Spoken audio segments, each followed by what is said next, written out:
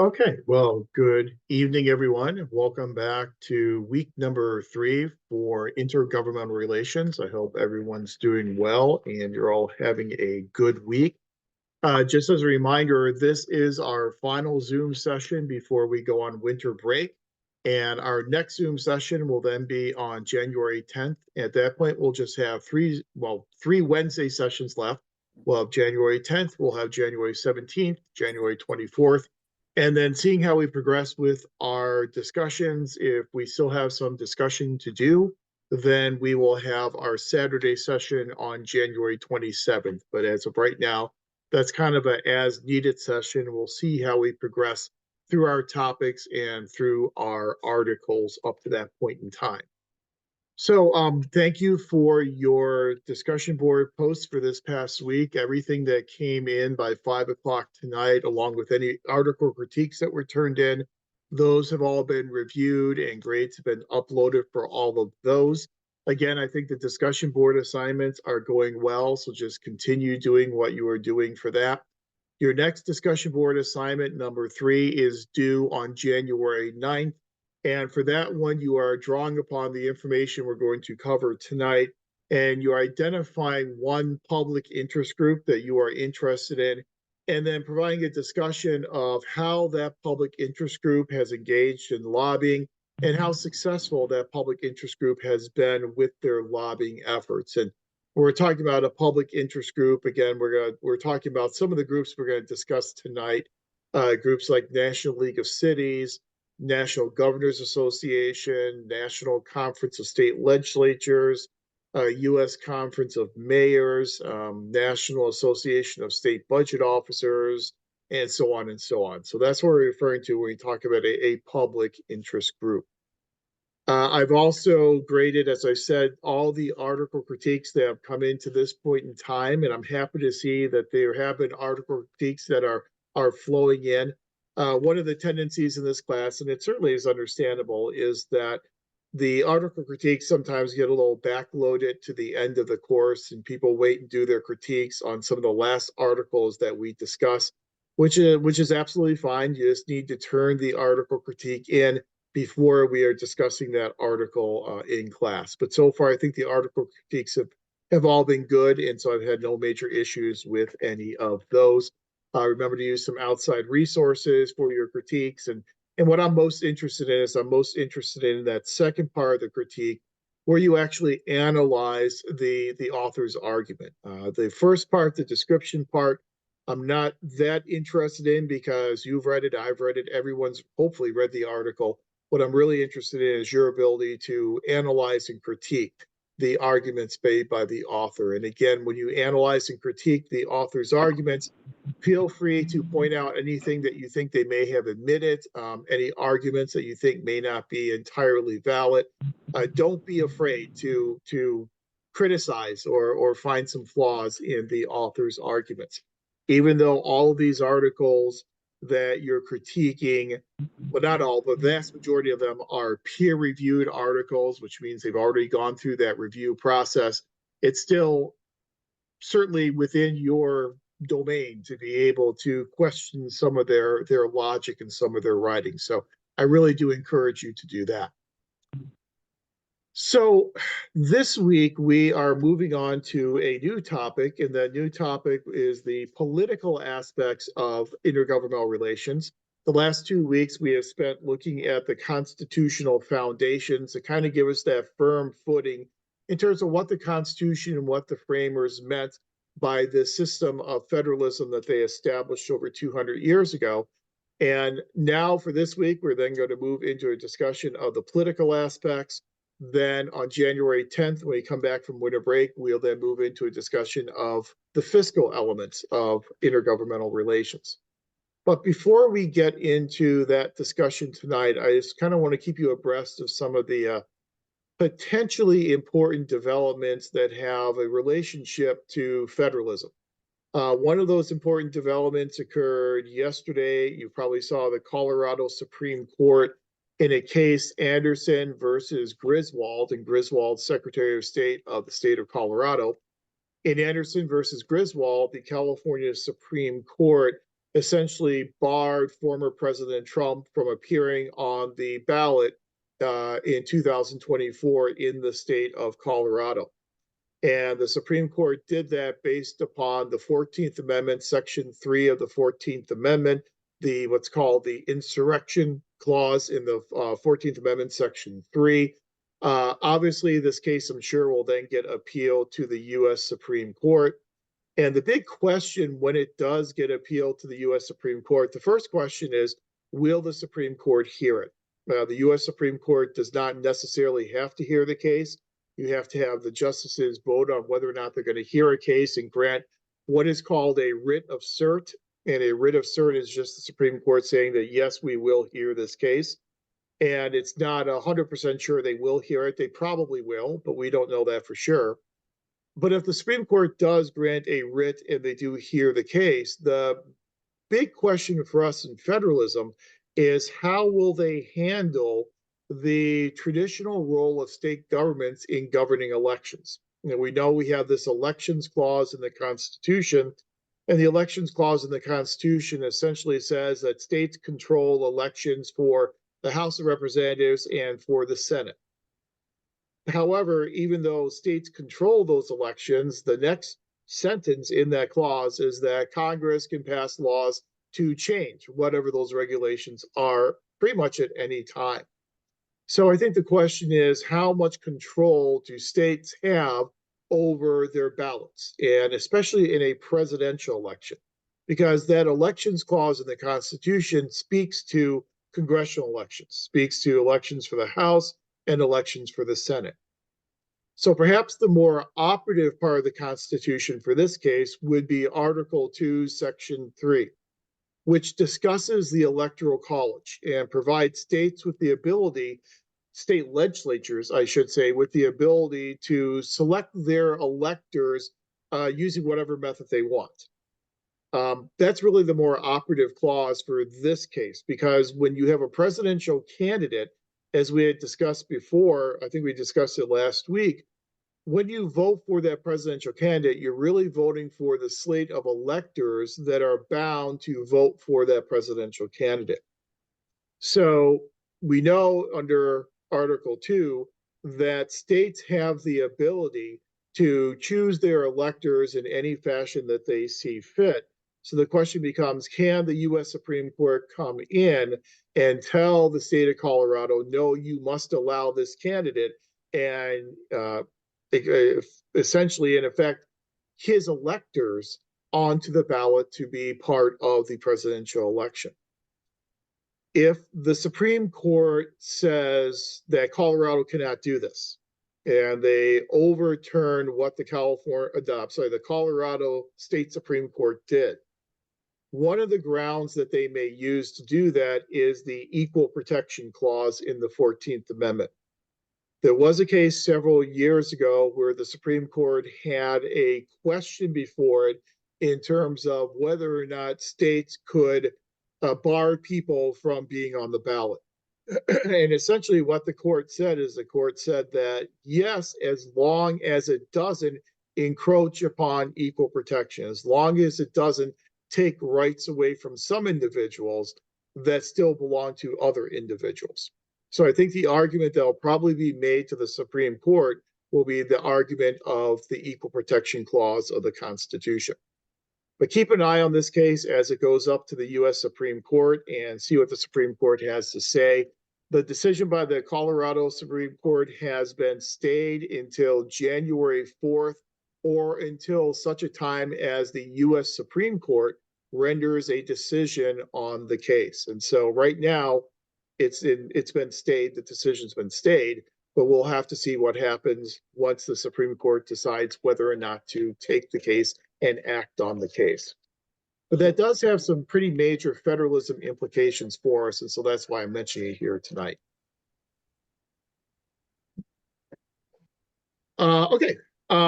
Any questions or anything before we get into our topic for the evening?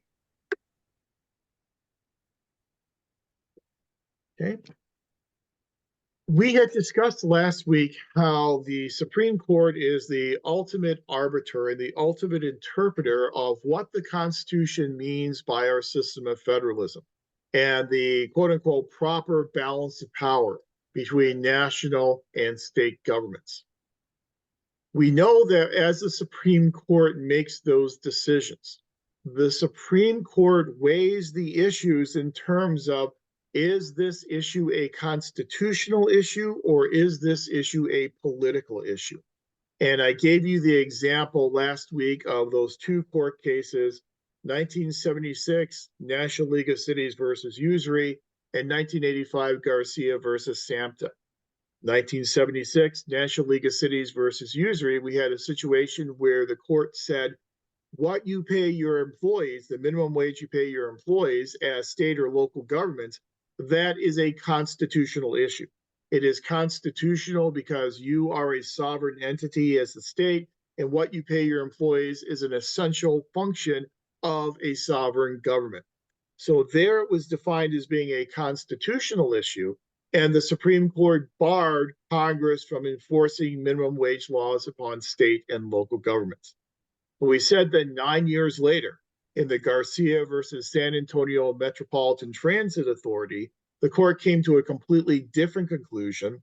And they came to the conclusion that this issue of what employees are paid is more of a political issue, and that they would not provide state governments protection against the Fair Labor Standard Act amendments, that if those state governments wanted that protection, they had to go and seek out that protection using political strategies, much like any interest group would have to do. They have to go and they have to lobby Congress for a redress of their grievances. And that's what makes the topic for tonight so important, because there is certainly a very significant political aspect to federalism. And we're not only going to talk about the political aspects of federalism tonight, but when we get back on January 10th and start talking about fiscal federalism, you'll notice that a lot of those fiscal federalism articles trace the cause or the impetus for grants all the way back to our political system, and make the argument that our grant system is predicated upon our system of politics. When we get into our discussion on the 17th about the administrative aspects of federalism, we'll see how political the bargaining and negotiations are that state and federal and local governments engage in the implementation of policies. So really politics, even though we have 1 week devoted to political aspects, politics will really spread across all the weeks of this class. And I think one of the themes that you'll take away from this class is that our system of intergovernmental relations not only is constitutional, but it is also inherently political as well. So that's my brief introduction, and I will shut up now so we can get into a discussion of our articles. And so first up tonight, we have the COMISA article, Governments as Interest Groups, and that one belongs to Hilda. So Hilda, I will turn the floor over to you. Okay. All right. Hi, everybody. So I'll be discussing Governments as Interest Groups by Anne-Marie Camissa. So this article starts off by introducing state and local interest groups. These groups consist of public officials who lobby the federal government. What makes state and local interest groups unique among other public interest groups is that they lobby for the interests of their own respective governments and not for their constituents. So some examples, like Dr. Powell previously mentioned, the National Governors Association, the National League of Cities, and the American Public Welfare Association. State interest groups are not as concerned with the actual substance of policies, but more so the administration and the funding of those policies and programs. So their main objective is to gain as much authority as possible over federally funded programs. They want as much funding as they can get with the least amount of strings attached from the federal government. So I'll go into my first question. If you were part of a state interest group lobbying the government, what are some reasons you would give as to why the state should have authority over a certain program?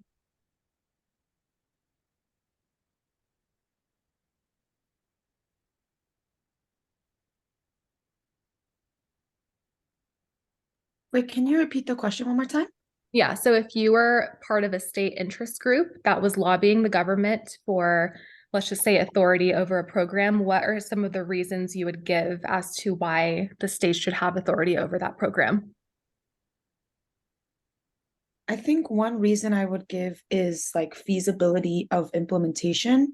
I think a lot of the times the federal government, because it's very vast in scope, the actual like implementation of certain programs or policies falls on a state or local level usually anyway. So in that sense, I think that would be maybe part of my argument. Just in terms of like the feasibility and efficiency, it would be maybe better for it to be enacted on a state level. Yeah, thanks, Josephine. I agree. Does anyone else want to chime in? One other thing that I would add is states have different budgets, and so depending on the cost of the program, it might be more beneficial for the state to tackle it in a way that fits within their budget versus an unfunded mandate that, well, I mean, they're all unfunded mandates, but if the state has more control over the implementation, then they can control more of the budget. Yeah, I think that's, the main point of them lobbying is that, they can get these funds and these grants, but they want to kind of, direct how to use the funds. Anyone else? Yeah, to piggyback off of what everyone was saying, I think also they know their constituent base the best. They know what programs are needed. Like the other said, federal is very broad and vast, and all states have different needs. So they can, advocate for those the best. Also, I'm not sure if I'm right or wrong, but sometimes the needs of the state are different. So maybe it benefits that specific state. Yeah, definitely. I think that, states know their constituents, like Michelle said, so they are better able to discern and adapt public programs to their needs. And then adding on to what Rosa said, if the state has control over it, at least longevity wise, there's more certainty as opposed to the federal, where an administration could swap every 4 years, and now you're facing another direction in that program that might differentiate from the state's direction.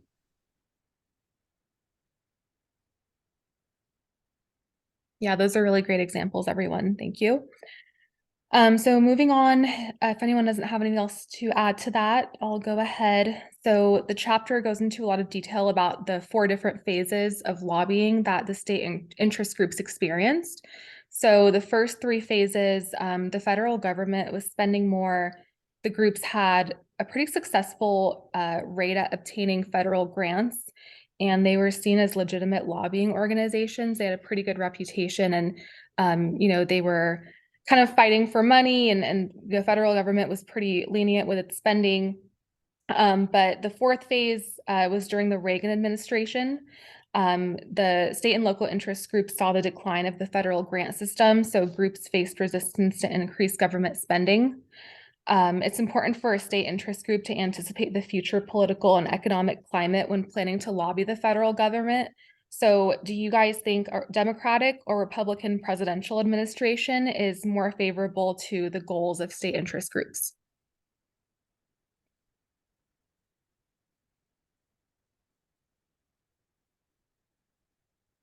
I don't think there really is a clear cut one side is more favorable than the other.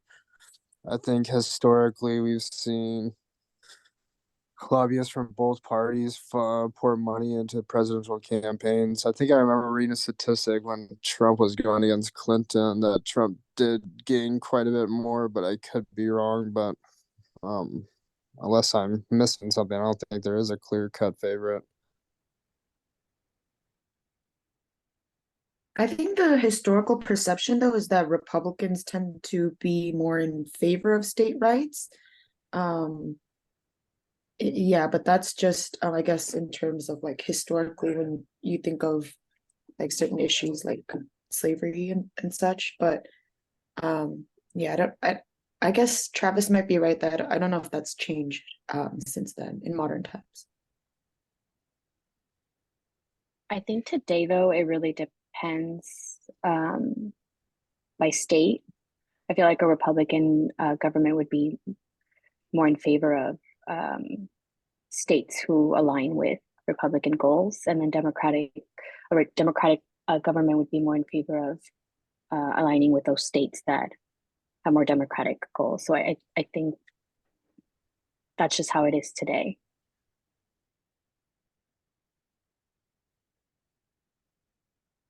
Yeah, so when I was doing some research on this topic, I found that Republicans, presidents and administrations tend to agree more with decentralizing these programs. They want the states to take responsibility, but also they're against federal, like, high federal spending. So it's kind of a win-lose for them because these groups want to kind of break away from the federal government and make their own rules, but they also want, more spending. And Democrats want more centralization, but then they raise taxes and expand funding. So yeah, I agree. I think it kind of depends, but that kind of leads me to my next question. At the end of the chapter, Camissa kind of predicted that a conservative presidential administration would kind of create a more favorable environment for state and local government groups. Do you guys think that in 2016, the Trump administration proved her right?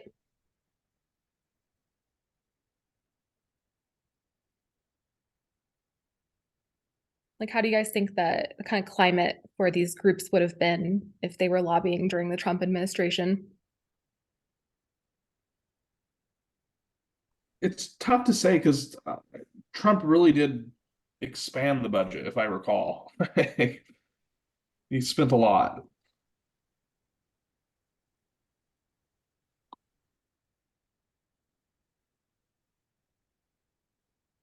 Right. So do you guys think that can you think of any examples where maybe in his administration he kind of gave more power to the states over a program, or maybe he preferred to keep it at the federal level?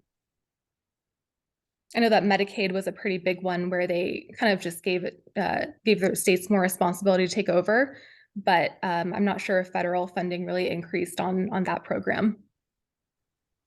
Wasn't the Affordable Care Act I don't remember if this was trying to be repealed during his stay, but it's on like they wanted to push the authority back out to the states to decide on this matter and take away the federal component of it.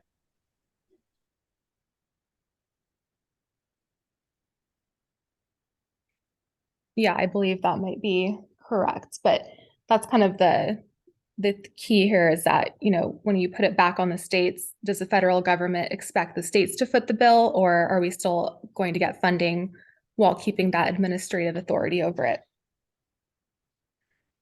So moving on, there are 3 conditions that the author talks about that makes these groups successful at lobbying. Number 1, she mentions that the political climate needs to be favorable towards the groups. So whatever presidential administration or Congress needs to see these groups in a positive light. Number 2, the federal government should be in a position where they can spend and they have resources for grants. And number 3, the groups need to establish consensus among themselves before they lobby. So groups such as the National Governors Association, these members have to agree on, what they're lobbying on before they bring it to the federal government. So my next question is, what kind of economic conditions are favorable to the interests of these state interest groups? Do we want the deficit budget, which has more money, or they have more money, but they expand on spending, or is a balanced budget better that has less money and less money overall to go around?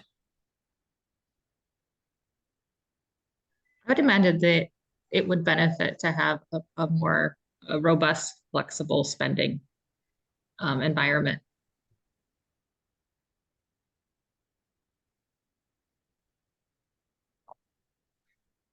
Right. I think with the deficit, the government's pumping more money, but the only con would be just that more spending is met with more criticism.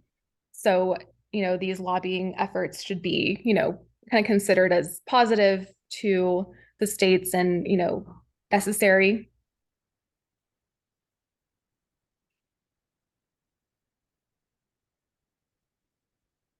But eventually cuts would have to be made.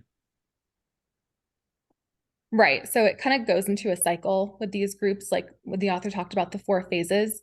They kind of saw like an ebb and flow with funding, and that's kind of the problem that they were having, was that they're just, some years they would be good, they would get their grants, and then all of a sudden it would run out.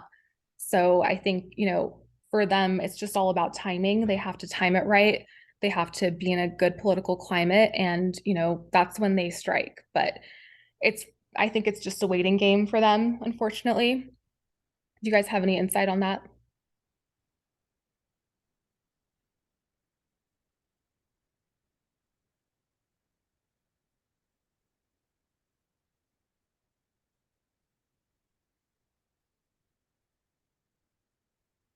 This is such a hard topic because a lot of this just really depends on what special interest group is really interested in doing and what side of either conservative or liberal it falls on, and overall like who's in the White House. So it's really hard to give more of a binary response. Yeah, I think, like I said, it just depends on timing. So it's kind of tough to gauge, and I'm not sure what, advice we could give these groups to be more successful, other than, uh, reaching consensus among each other to prove a strong case that they are able to take on more programs.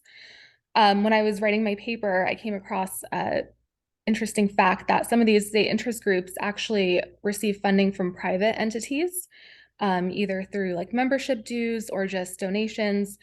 So if they are getting funding from private entities, should they still be considered public interest groups?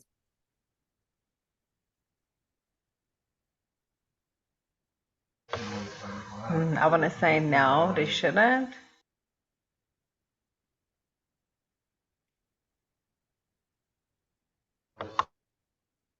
I was going to say, I think that's a really good question that I hadn't thought about the nuances of. But it definitely brings up a good point. Are they representing everyone's best interest? No, right? They're essentially paid to represent a group's interest.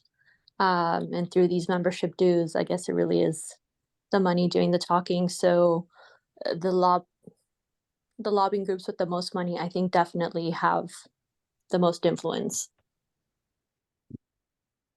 Yeah, and I think when I was reading more about this, a lot of these groups that were accepting these private funds were doing so just because of lack of government support, like federal spending support. So they justified it that way. And then some of them did say, well, only public officials are able to make decisions. The funders don't really have influence, but we don't really know if that's true or not. So it's a good question to think about. I agree with Rosa and Eva, but I think like if you disclose, this is a company that is providing some sort of financial incentive or financial support, and they have just cause, like they know what they want, um, like the research to entail, and they're willing to support. I think that's very helpful if you're not going to get funds elsewhere. But again, if it's disclosed.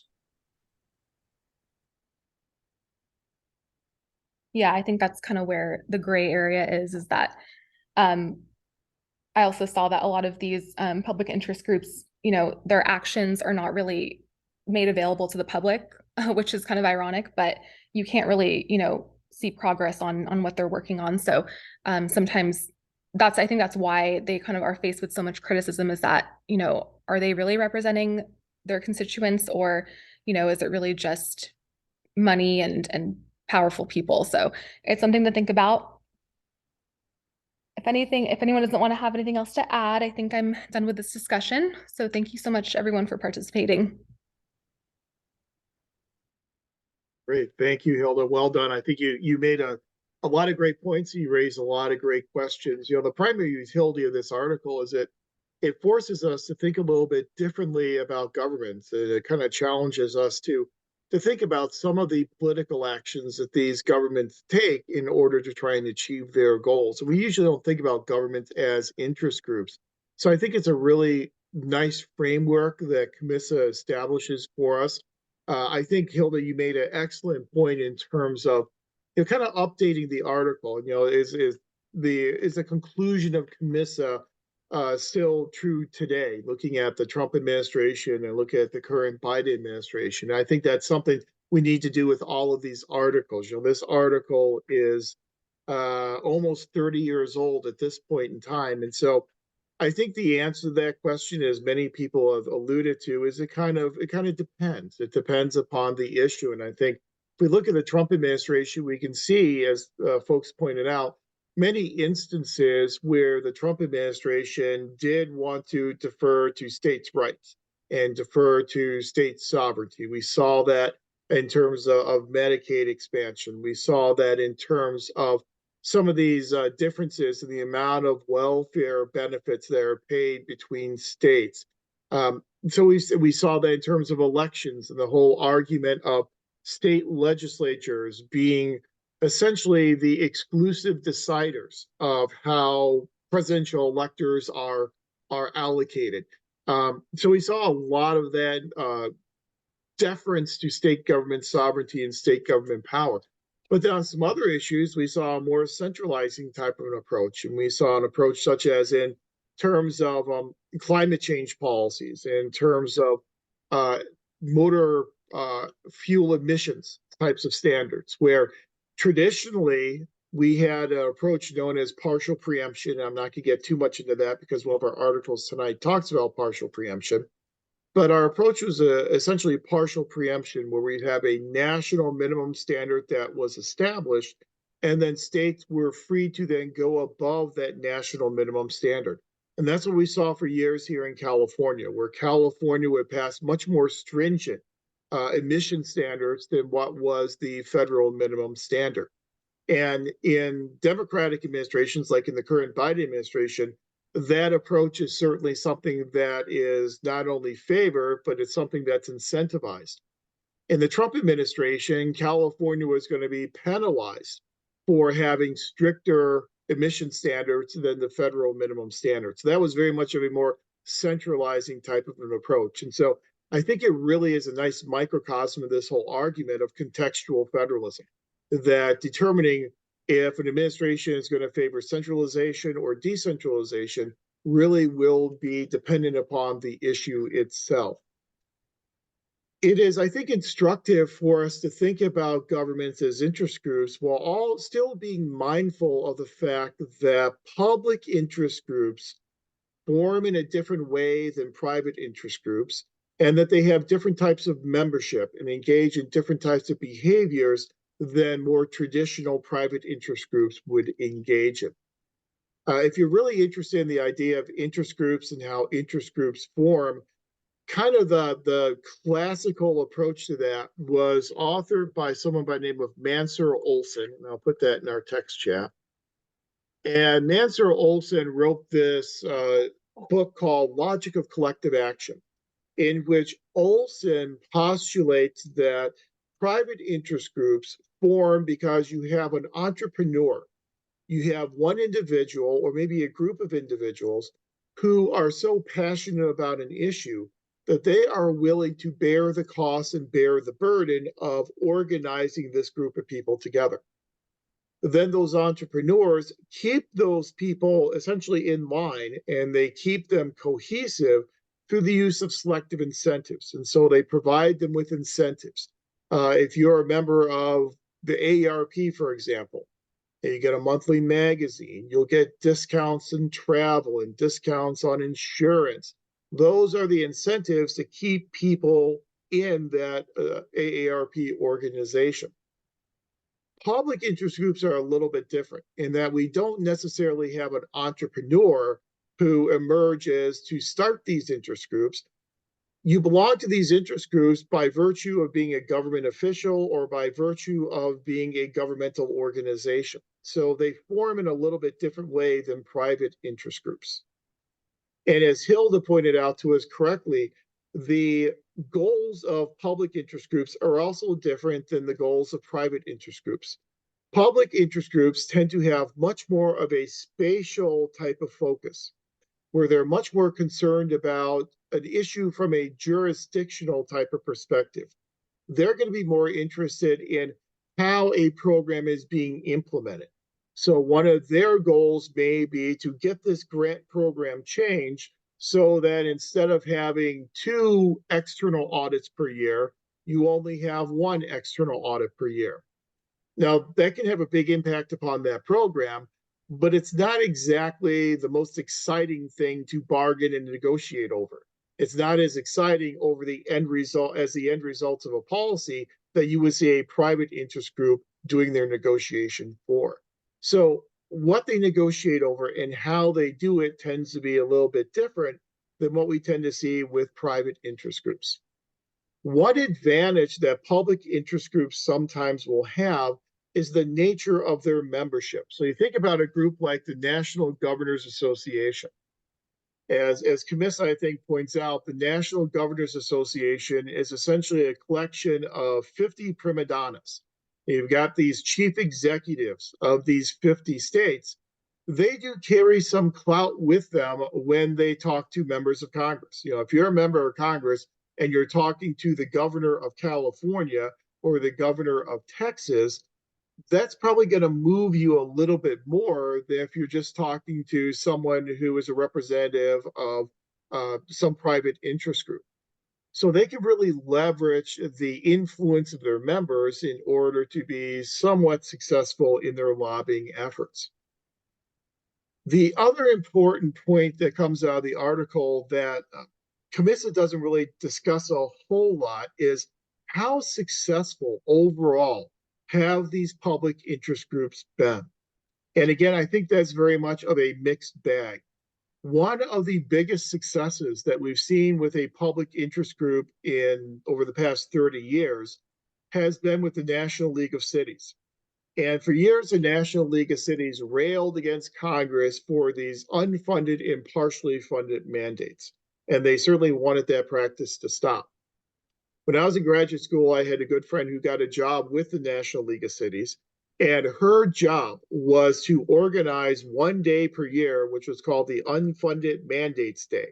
And so in major cities all across the country, they would have rallies where they would have speeches against unfunded mandates and try and lobby Congress and put pressure on Congress to pass legislation to stop these unfunded mandates. They were successful with the Unfunded Mandates Reform Act. In the mid 1990s, we got this Unfunded Mandates Reform Act, whereby it placed some limitations on the ability of Congress to pass unfunded or partially funded mandates. The problem with the Unfunded Mandates Reform Act, even though that is touted as a success of the National League of Cities, is that the Unfunded Mandates Reform Act only applied to mandates that were passed by Congress after the passage of the Unfunded Mandates Reform Act.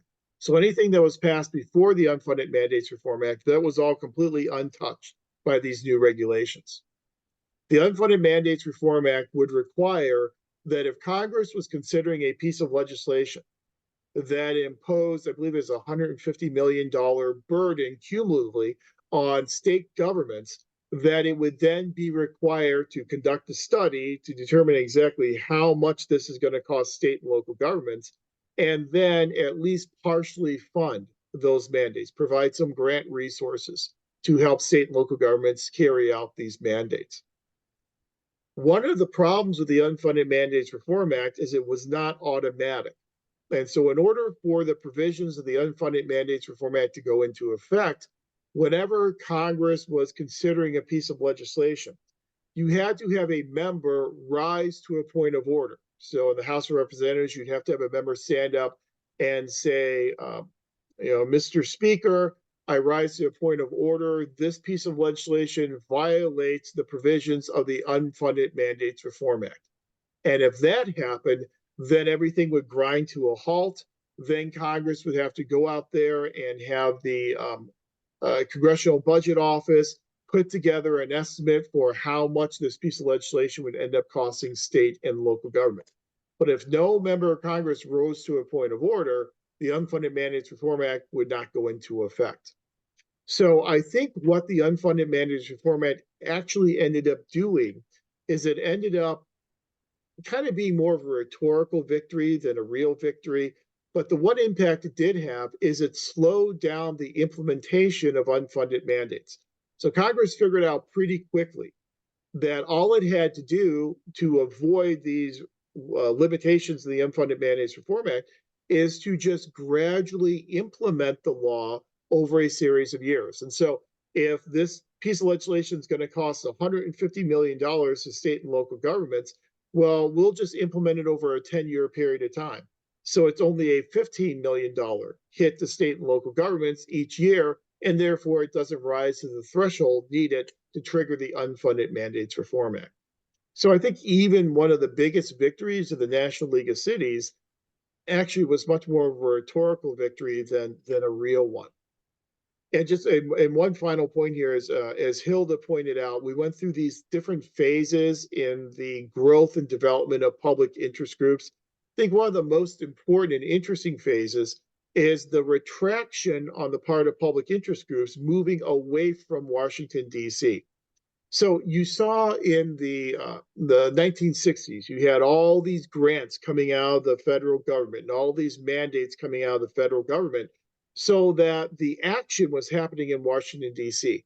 And that's where you saw all these public interest groups start moving their headquarters to. National Governors Association built a palatial office with glass everywhere, this huge glass atrium. And if you ever have the opportunity to go to DC, walk by the NGA office. Last time I was in DC, I walked by it. It's a really impressive building. But they put a lot of their resources into centralizing their lobbying with Congress in Washington, DC. Then we saw in the 1980s, in the Reagan administration, when we started to push more of these duties off to state governments, we saw these 187 categorical grant programs combined into a dozen block grant programs and the shifting of responsibility to states. We actually saw some public interest groups move out of Washington, D.C. and move back to the state level. And one good example of that's the National Conference of State Legislatures. They moved out of Washington, D.C. altogether and moved back to Lexington, Kentucky. And still today, their primary headquarters located in Lexington, Kentucky.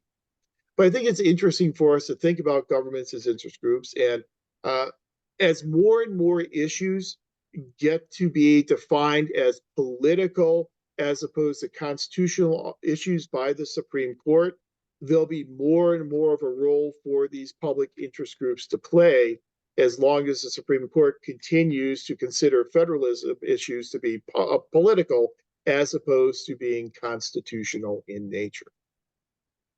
Okay, well, thank you, Hilda. I'll shut up now, but very well done. I think you hit all the major important points of the article, and I liked your good and insightful questions. So thank you very much for that discussion. We'll now move on to our second article for the evening, and that's our Trends and Issues in Interstate Cooperation by our good friend Ann Ohm Bowman. And that one belongs to Josephina. So Josephina, I'll turn it over to you. Thanks, Dr. Paul. Hold on, let me share my screen. I just have a PowerPoint to reference. Give me a second. Let's see.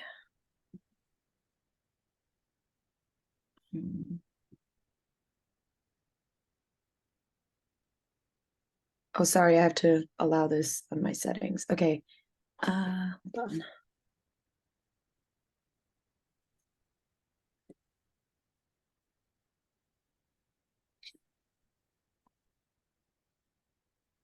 Oh, okay.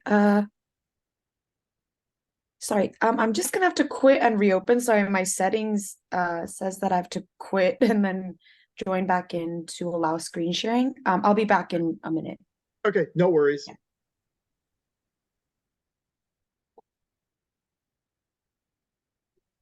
Yeah, this next article that Josephina is going to walk us through is it's a good one because I think it's a very straightforward, kind of descriptive article, but it really does highlight for us how governments work together, but also some of the difficulties that governments have in working together as well. Sometimes state governments have shared interests. Sometimes they get engaged in turf wars and their interests are not nearly as shared. And so sometimes there are some real challenges.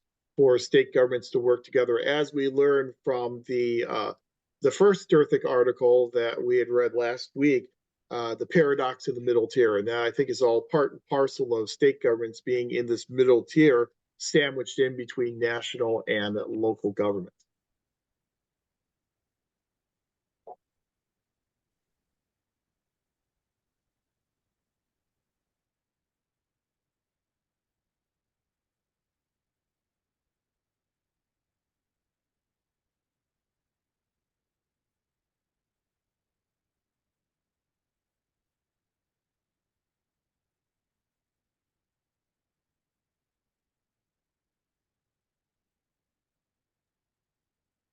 Hi, I'm back. Can you let me know if you can see my screen? No, we can't right now. Okay. Let's see. I've got screen sharing turned on, so oh, there we go. Just popped up. Okay, awesome. Sorry about the technical difficulties. Um, all right, so today I will be leading the discussion on Anne O. Bowman's article, Trends and Issues in Interstate Cooperation. So I'm just going to do a quick overview of the article and then delve into each section and kind of ask a few questions as we hit the main points. Basically, in this article, Anne M. Bowman kind of explores the strange position that states are in the sense that within our federal system, states act as both rivals and allies to each other. This duality, it kind of creates an equilibrium among the states where sometimes states have to cooperate with each other and other times they have to compete with each other. So on the one hand, the competition is kind of maybe like a natural outcome of, our capitalist system because states have to depend on their own sources of revenue. And so they kind of act as rivals to each other when it comes to economic development. However, since the beginning of our country, states have also found that cooperation is oftentimes, more appropriate or necessary to address certain situations. So basically in the Constitution itself, kind of the founding fathers wanted to highlight the legal equality of each state and making sure that, basically not one state has more power than the other. In the article, Bowman mainly focuses on basically interstate cooperation. So she's not looking so much at competition, but more how states work together. So obviously the pursuit of self-interest is what kind of drives states even to coordinate with each other. So oftentimes the competition comes in situations where it's like a zero-sum game where, for example, there can only be one winner when it comes to state funding that's, going to be granted to somebody. Or, trying to find good like labor pools, like these are all zero-sum situations.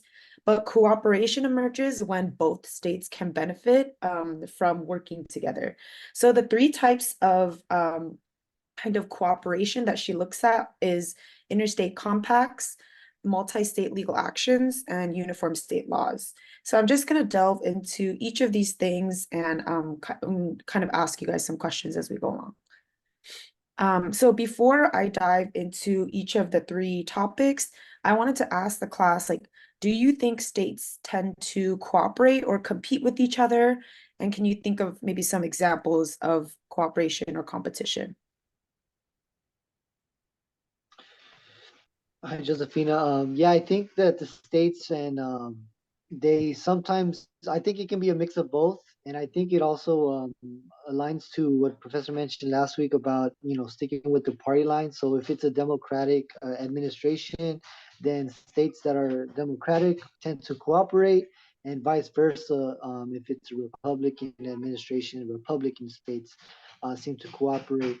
And some of the examples you can see, like at the border, like Texas has not been cooperating with the administration, and they've been kind of doing their own thing in terms of protecting borders, while California has kind of expanded in some of that. So yeah, those are. I think it's a little bit of both. That's what I would kind of comment. Yeah, I think that's a really good example. And also, actually, it's interesting because I think she kind of highlights that a lot of cooperation tends to be like very regionally based, which kind of makes sense. Anyone else, or should I move on? Josefina, you definitely bring up a good point about the regional aspect because it made me think of during COVID where we had, I think, the West Coast, California, Oregon, Washington, maybe, I think it was. The three states had a pact on how to proceed with COVID. And just it seemed that there was a lot more focus on these states having similar policies and enforcement on COVID laws.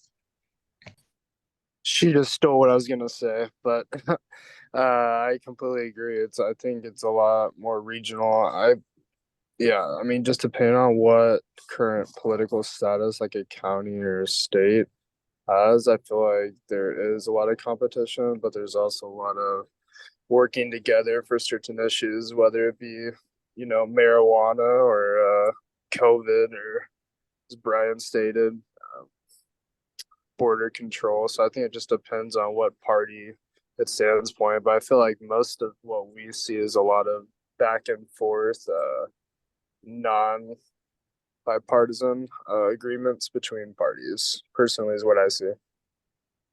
Yeah, I think those are some pretty relevant examples for sure. Okay, so so we're gonna delve into talking about interstate compacts. So interstate compacts are basically, it's like a formalized, very traditional agreement for cooperating amongst different states. So it's a formal agreement or contract between two or more states. And the thing that kind of makes an interstate compact what it is that it is an agreement that is legally binding on both parts, or whoever, of the two or more parties. So what's interesting is actually, I think, Dr. Powell, in kind of his comments back to me on this essay, said that some compacts are basically approved by Congress, which and others are a little, less formal or more informal. But the key is that they're legally binding. Yeah, basically, this is the compacts require the approval of the members states legislatures, and the negotiation and the ratification process it basically involves a lot of state politics within each state, on the state level. So just as like a random trivia question, how many interstate compacts do you think California is a part of?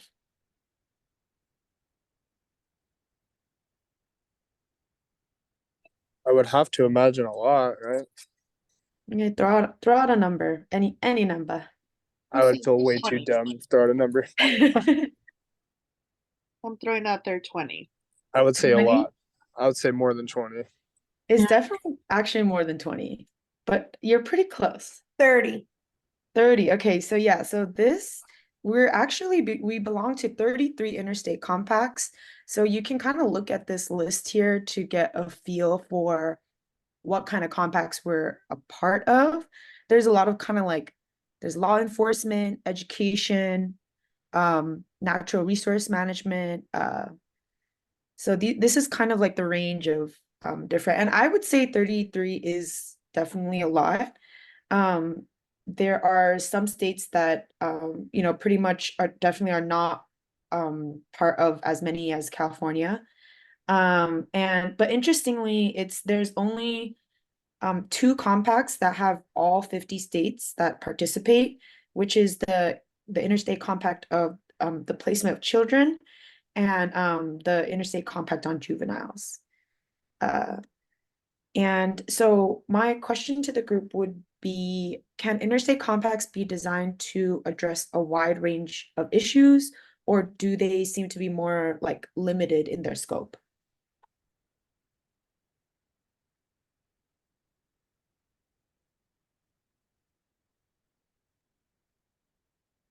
Hey, Josephina, I would say limited because if you're agreeing with another state, maybe there's benefits for both of them and not necessarily like a larger group. So I'd go with limited. Yeah, I think you're definitely kind of on the dot. I think it's definitely more commonly used for like more particular usages. And you can kind of tell by the titles of these various compacts that we are a part of um, that it is kind of targeted for specific uses. Now, the second form of interstate cooperation that Bowman looks at is multi-state legal action. And so what that refers to is a state's willingness to enter into lawsuits with other states. So it's not against other states, but it's basically cooperating with other states to enter lawsuits with them. So this is a super useful kind of tool because pretty much like when states band together to all kind of participate in a lawsuit, they are basically trying to be proactive and stepping into spaces where maybe the federal response is lacking. But definitely it's that, like the saying goes, where there's like strength in numbers. When there's a lot of states that participate in a lawsuit together, it can be very politically powerful. So a few examples of this are that she mentions is during the 1990s, there were multiple states that filed lawsuits against the tobacco industry and Microsoft, both for basically establishing like a monopoly and creating very anti-competitive and anti-consumer actions. So my first question for the group would be, what role do public opinion and advocacy groups play in shaping the outcomes of multi-state legal actions?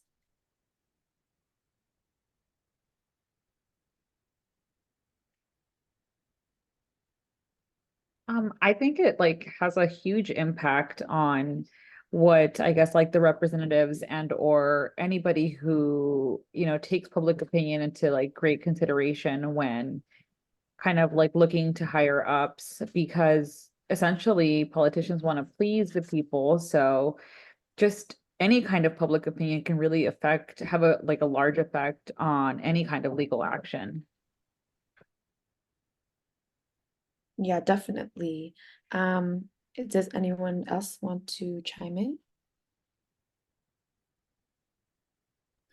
I would have to agree with what Kim said. And I also think that it's worth noting how the court of public opinion, especially in the form of social media, has really helped to move the needle in ways that it didn't before. We see a lot of things play out in the news in different states, whether it's the police are involved or, a public company or even like private incidents where it may not get the attention that it deserves. But once it starts to go viral on social media, it kind of puts pressure on, city councils and police departments to move on behalf of, citizens who don't get the attention. Yeah, definitely. I want you to kind of put a pin on that, like on the social media comment, because in the next after the next two questions, we're kind of going to explore that a little more. Oh, I'm sorry. No, oh no, that it's gonna be it will be relevant. But kind of that's a good segue into the second question, which is, are there specific legal domains where states are more willing or reluctant to engage in collaborative legal action, and why? So maybe like certain industries or certain issues, do you think, maybe states would be more eager to tackle? Um, yeah, what do you think? I think just kind of an example that I'm thinking about is like immigration. I know that we had talked about, well, in discussions, people had mentioned like state versus federal, but it also seems like certain cities even are taking kind of a stand in certain things like immigration and or LGBTQ like rights and just different ways that things are, I guess, like addressed. And those are such sensitive topics that it seems that there can be a lot more reluctancy to kind of tackle those. It's better to kind of stay quiet than to do anything. So it's been but it also kind of puts pressure when you see like a city or a state doing something and then it's like, well, should they also do something? So there's just this like weird dynamic of kind of like, well, let's wait to see what is happening with public opinion and what things are coming of it, you know? Mhm. Yeah, definitely. I mean, so I'm hearing you saying that maybe states are um they're maybe taking on these issues like maybe a little more politically sensitive issues than they have in the past. Yes, and that's kind of trickling down to cities and or trickling to other states. So it's kind of like a domino effect, essentially. Yeah, I would agree. And that kind of leads into the next question, which is like, what kind of issues do you think California may be focused on in the current moment?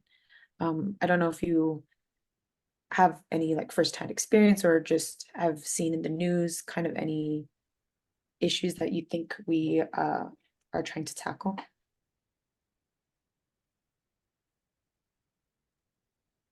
Sorry, I'm like taking over, but I'm gonna just jump in just because I kind of Yeah. responded to this one in my discussion also in Yeah, go regards for it. to like zero emission vehicles. And it Mhm. seems like California is really taking on the, I guess, the lead with electric vehicles and stuff like that.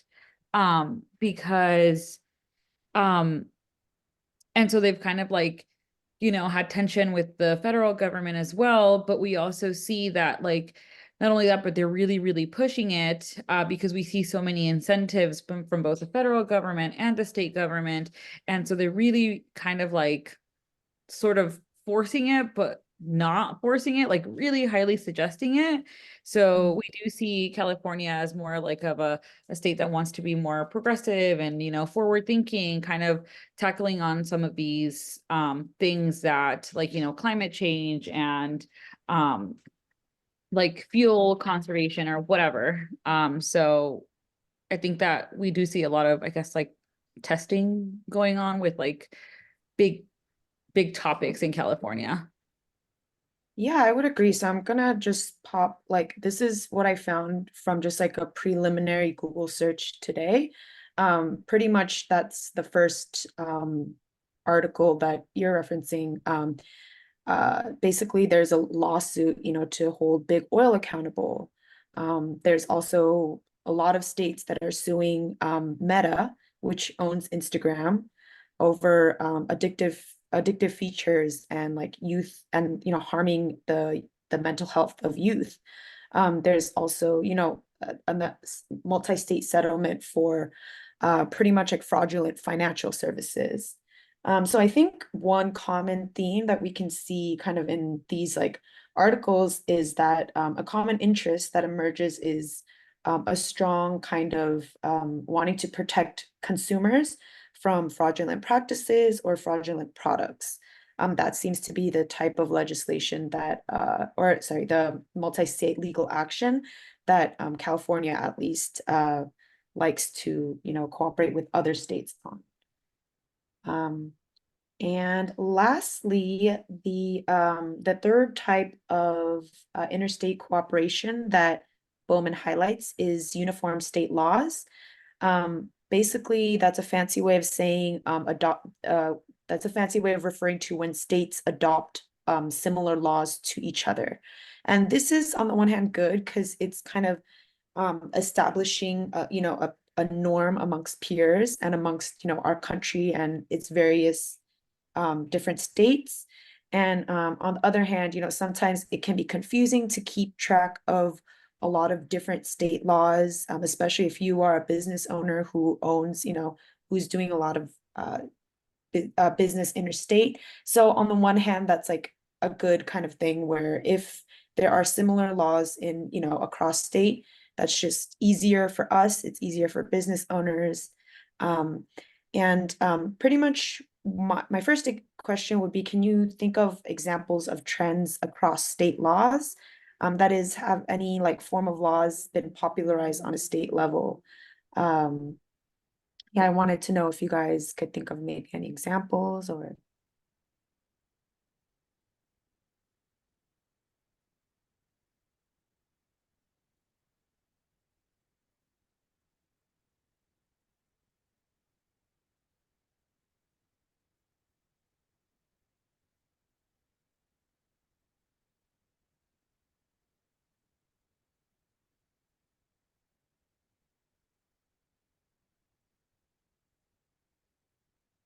I feel it's a little difficult to compare laws in California to other states because we're so different and so far ahead, and we try to be ahead of everything. And like I can't really think of a single law that is similar in like another state because California is just challenging. Yeah, I mean, I actually did this week's discussion on this though, but I feel like for example, the legalization of marijuana is something that within our lifetimes we've seen like a lot of states adopting. And I think I don't know which state was the first to do it. Like was it Colorado or Washington? But I feel like once, you know, one state did it, it kind of makes it trendy for other states as well. But what do you think it takes to successfully change opinion on state level? You know, yeah, what do you guys think? When you say change opinion on state level, are you talking about the opinion of the state to do something based off of either like timing that just culture changes, or like maybe I'm answering my own question. I'm answering your question by asking a question and then answering.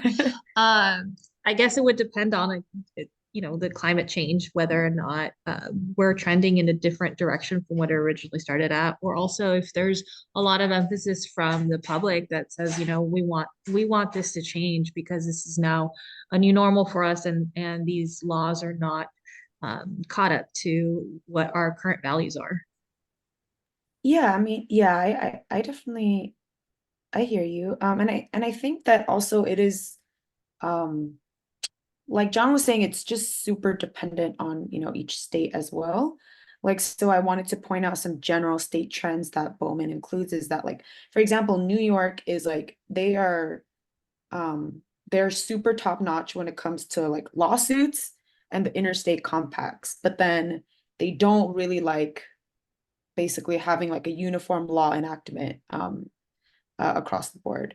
Whereas like Georgia and South Carolina, they pretty much you know, are willing to kind of enact similar laws, but on the other two, when it comes to like legislation or the, you know, interstate compacts, they're not as willing to do it. So just as a quick question, like what could do you guys have any ideas as like what as to what could account for these differences? Like maybe why some states may be more cooperative when it comes to uniform state laws than others?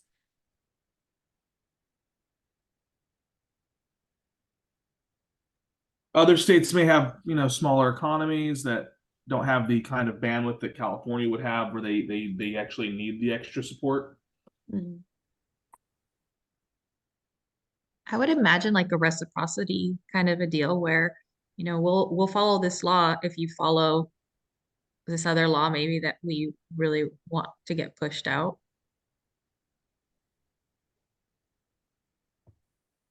Yeah, I think so.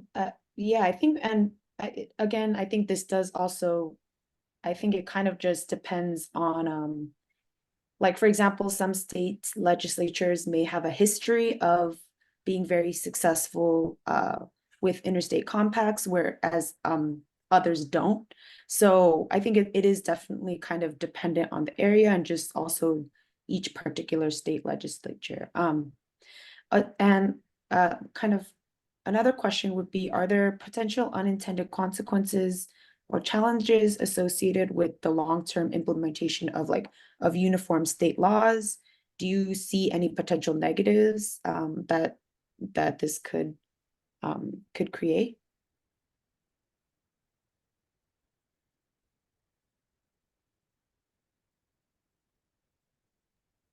I think this touches upon what I'm going to talk about, and I think it creates the standardization and kind of limits policy diversity among states. Um, each state has different constituents with different opinions and sentiments. So I think it reduces that diversity that we have going on right now. Yeah, I would I think I would agree with that, especially if, there are like large regions of the country that are all adopting uniform state laws, like that might create kind of, like a weird like regionalism. I think we tend to kind of see that on the East Coast a little bit just because that's kind of where the nation was founded and there is a lot of kind of uniformity there. Um, yeah, and let's see, my last slide, I'm going to try to keep it a little short because I think these two questions are kind of similar in a way. But pretty much which type of interstate cooperation do you think is like the most efficient? And which type out of the three do you think demonstrate like the adaptability to, our modern times and like our rapidly changing circumstances?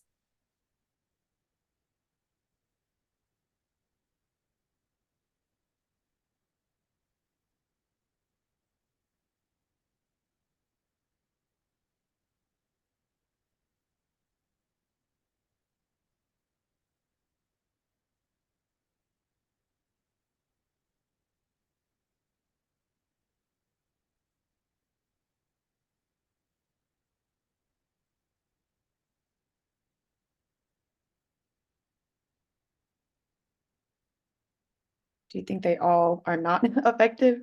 I don't know.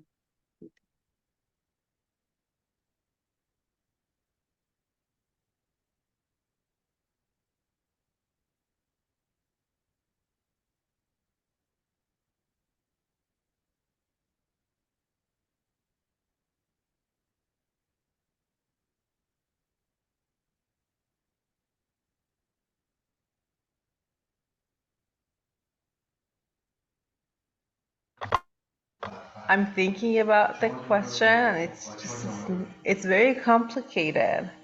To answer this, it all depends. I think it all depends. Yeah, I think each has its pros and cons. I definitely think that out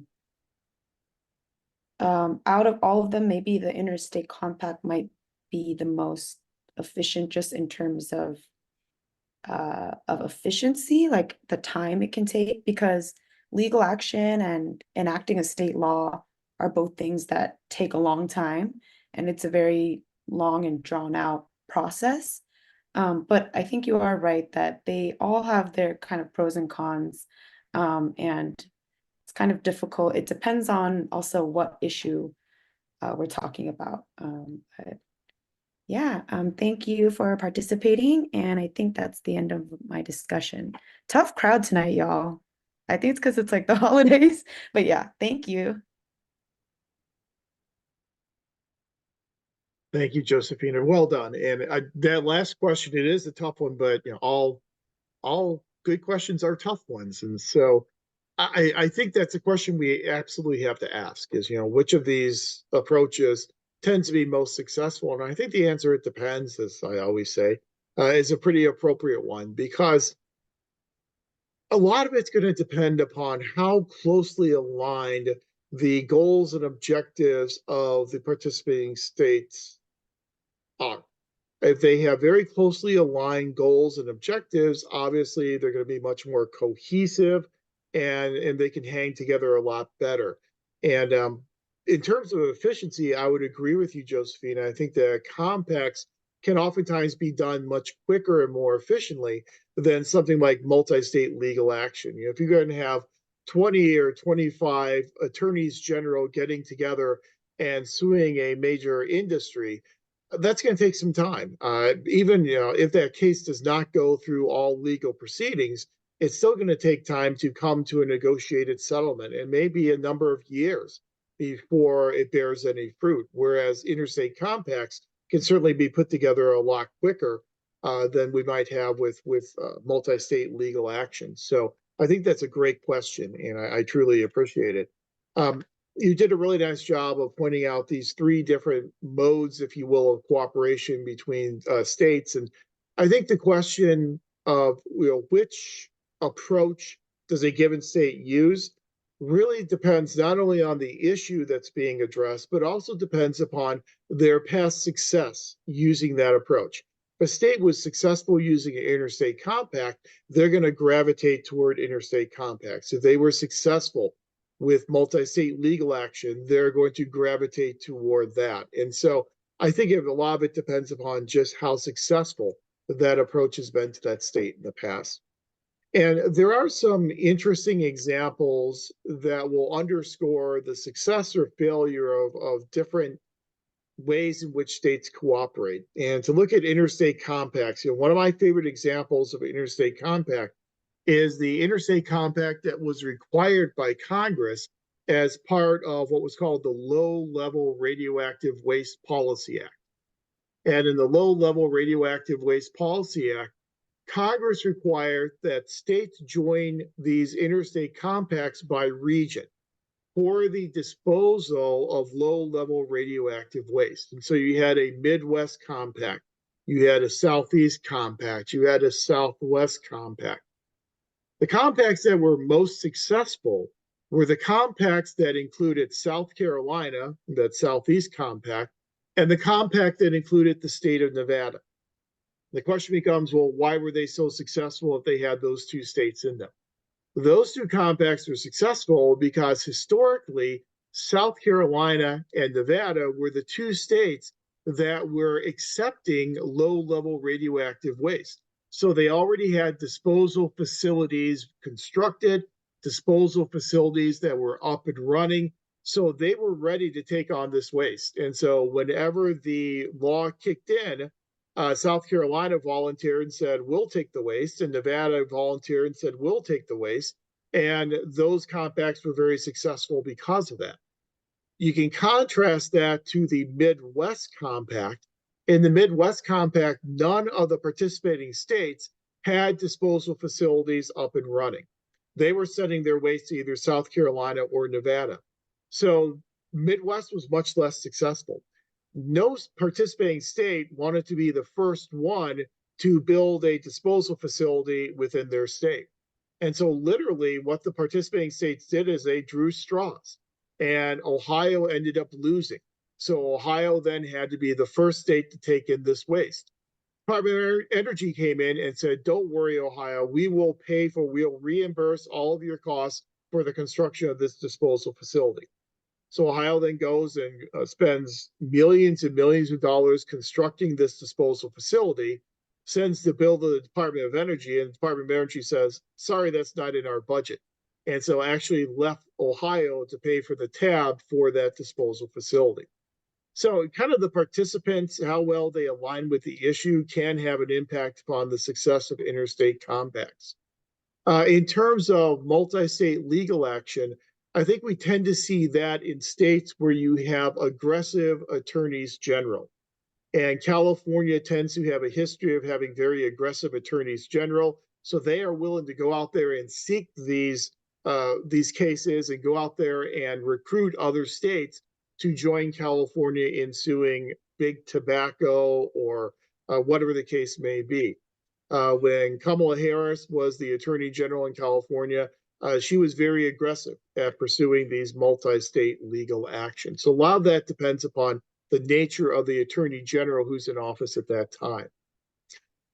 Uniform legislation can be a little bit more difficult because with uniform legislation, sometimes it's tough to actually get that legislation to truly be uniform across all participating states. I think one good example of uniform state legislation was this thing known as the Streamlined Sales Tax Project back in the 1990s. In 1992, we had this case, Quill versus North Dakota. that said that state governments could not apply their sales tax to transactions conducted by remote sellers, transactions conducted by corporations that did not have a physical presence nexus within that state. So that severely limited the ability of state governments to eventually get access to revenue from electronic commerce. So the states decided they were going to try and put pressure on Congress in order to get Congress to allow them to tax internet commerce. So what they did is they joined together in this streamlined sales tax project. And the participating states in this streamlined sales tax project put together a uniform piece of legislation that would allow states to tax remote sellers. We won't get into all the details of exactly what it looked like, but it essentially put together an electronic database of all the tax rates for every jurisdiction across the entire country to make it easier for corporations to know how much they need to remit to departments of revenue. And then they also put in place what they called a zero compliance burden on corporations, where they put together a list of what they call trusted third parties. And these trusted third parties were responsible for going out there, collecting the taxes and remitting the taxes to the respective state Department of Revenue. So there was a $0 compliance burden placed upon corporations. So that was this uniform legislation. That uniform legislation could then either be passed by a state legislature or it could be done by the governor through an executive order. And so I forget the number now, but I think we had 23 or 24 states that in one form or another passed this uniform piece of legislation. California for many years was an observer state. So we were part of the project, but we did not guarantee that we would pass that uniform legislation. Now, all this became moot as a result of the Supreme Court's decision in the Wayfair case a few years ago, where the Supreme Court said, yes, states have the constitutional ability to apply sales tax rates to remote sellers. So the whole issue, it took 26 years later, the whole issue became moot.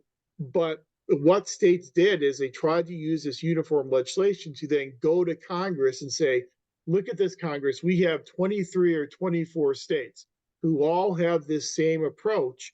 So you need to allow us to collect sales taxes on electronic commerce. So that was kind of an example of a uniform piece of legislation that was at least somewhat successful, because I think it did kind of get the ball rolling toward that Supreme Court decision in the Wayfair case. But I think the moral of the story is that there are multiple ways in which states can cooperate with each other.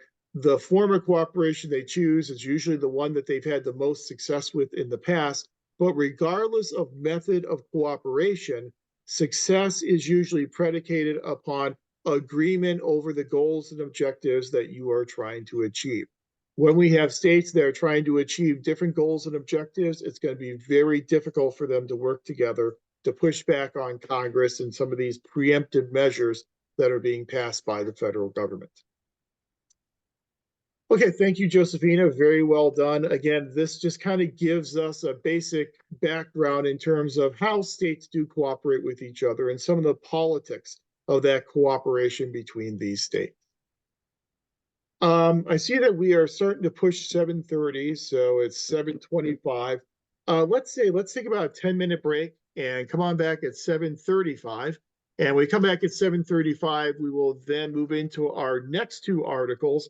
Our next article belongs to Ashley, and our fourth article of the night then belongs to Cynthia. So come on back in 10 minutes, and we'll do our remaining two articles, and then I'll kind of have a little bit to say to put a bow on everything for the evening.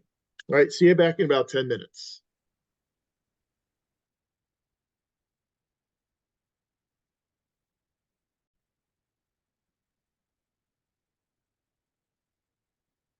Okay, welcome back from our very brief break. We have two more articles remaining. Our next article is from our good friend Martha Durthick. So it's our second article from Martha Durthick, Ways of Achieving Federal Objectives, and that one belongs to Ashley. So I'll turn it over to you, Ashley. Okay, give me a moment. to share my screen. Okay, can you see my screen? Yes, looks good. Okay. So in this article, Martha Dorthick talks about the role and influence that the federal government can have on state politics by issuing grants to fund state governments. She sheds light on how federal grants, regulations, and incentives can overall shape state behavior and also lead to the implementation of federal policies at the state and local level. Although the federal government is not an integral actor in state politics, it still changes the environment under which state actors operate in. And it does this by placing a set of conditions attached to grants that state agencies must meet in order for them to receive funding. And this is seen a lot through various state and nonprofit organizations that often must adopt policies and conform to federal standards in order to receive funding. And this ultimately influences state priorities and policies to closely resemble those of the national level. Dorthick highlights that pretty much the dynamic nature of federalism. So she emphasizes that it is a complex interplay of powers, relationships, and interactions between the federal government and states. And she talks about the distribution of powers and responsibilities between different levels of government. She also emphasizes how the federal government and states negotiate, cooperate, and also contend in the policymaking process. But overall, she highlights the importance of how conditional grants shape the relationship between the federal government and states, and also influence state policies and decision-making at state and local levels. So there is a delicate balance between state autonomy and federal influence. So states must actively negotiate with the federal government to assert their interests and also to seek some flexibility in meeting federal conditions. And I think this touches upon whether state governments should be left to fend for themselves in a sense of whether they should have like the flexibility to run their governments without federal intervention, and whether state autonomy becomes jeopardized by these conditional grants. And that kind of leads to my first question of how do conditions and mandates attached to federal grants shape state politics in today's political climate?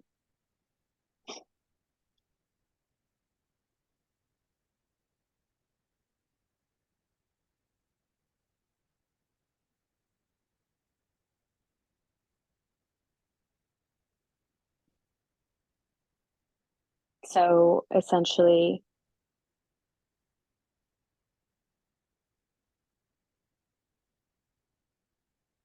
we know today our political system is very polarized. So how can that, I guess, shape the way that states react to these conditions and mandates that are placed upon federal grants for their state agencies?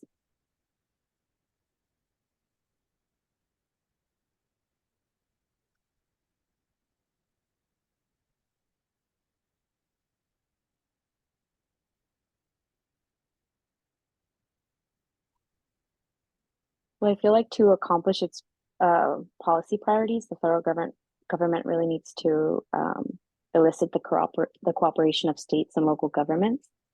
And I think that with how polarized our political system has become, it has made it harder for the federal government to achieve these objectives, especially in states that where the majority run the opposite political party as the federal government. I think these conditions and mandates also, like I think I stated in Josefina's previous presentation, they standardize policies across states. And states are kind of required to adopt this uniform sort of regulations or standards. And that can lead to a reduction in policy diversity, which is almost impossible nowadays. I think that our political system is so polarized. We see many states having different political views amongst each other. So yeah, Does anyone else have anything to contribute? I was just going to add that I think the conditions and mandates, the goal is to sort of take the politics out of them. I guess if you're applying for a grant, for example, to develop open space, right? Like nobody's going to question that open space is a good thing. But by attaching these conditions and mandates, the federal government is assuring that it's done a certain way, which is, I guess, doesn't take the politics out of it. It's sort of underhanded, but I think the overall goal is to remove politics from these grants. Yeah, that's interesting. I mean, at the end of the day, there's like a lot of negotiations that states participate in when it comes to, federal grants. So I think that just having these conditions and mandates just gives states an opportunity to sort of negotiate and sort of retain some of their autonomy. Well, actually, I'd like to add that sometimes these mandates and conditions placed by anybody who's providing a grant, they're really more self-serving at times. And so I think it'll depend if we're talking about political climate, if the government at the time is swaying one way or another, then the federal mandates will have some level of political sway in them. I agree, it can influence one way or another. It could influence the state politics.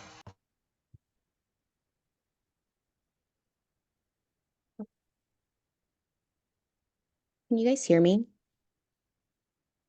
Yeah. Oh, sorry. My headphones went off, so I couldn't hear the last comment that was made. Rosa was, I think, agreeing with saying that there was still politics involved in it. Yeah, I think so too. I think regardless of what the intent is, I think there's always going to be politics involved. I don't know, that's just my 2 cents. But I guess let's go to the next question. Dorothy mentions in her article this quote, and she says, the function of intergovernmental diplomacy in a federal system, like that of international diplomacy, is to facilitate communication and amicable relations between governments that are pretending to be equals by obscuring the question of whether one is more equal than the other. And I think this kind of ties into our first discussion that we had to do, like, who's more dominant, whether that's federal or state. But in terms of this quote, my question is, how does international diplomacy between sovereign nations relate to the concept of intergovernmental diplomacy? So essentially, how does it relate to the relationship between state and federal governments today?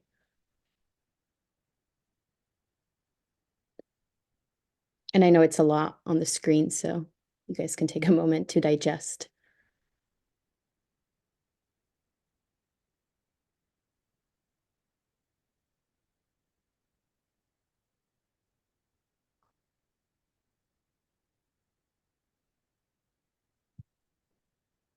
I would say that I think that the primary function of like intergovernmental diplomacy is to facilitate communication and to maintain like friendly relations between various levels of government.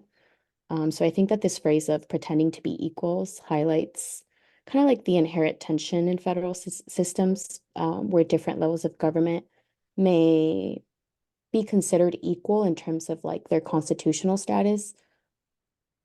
However, there can be like disparities in power, resources, and influence on the on the not so surface level. So I think this dynamic between different levels of government resembles the interactions between sovereign nations, since in both cases there is an acknowledgement of equality on the surface, but there's clearly like power imbalances underneath. So the unequal power is sort of like downplayed or strategically managed to maintain some sort of stability and cooperation. Yeah, I think that you pointing out that phrase pretending to be equals is definitely like key. Just because, well, just off the top of my head, I'm thinking certain states may not have the same relationship with the federal government as others. Like you take a state like California, who has a very booming economy, and is very self-sustaining in terms of like economic revenue, might maybe need less federal support than other states that have less robust economies. So that's just kind of what I'm thinking about. Yeah, I agree.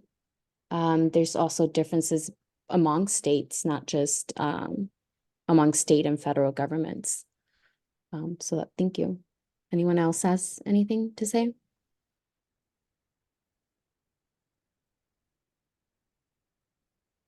I agree with Josefina. Today's a very tough crowd. Um, I know, I think or everyone's checked out for the holidays. maybe my article is boring. I don't know, or maybe I'm not asking the right questions, but I don't know.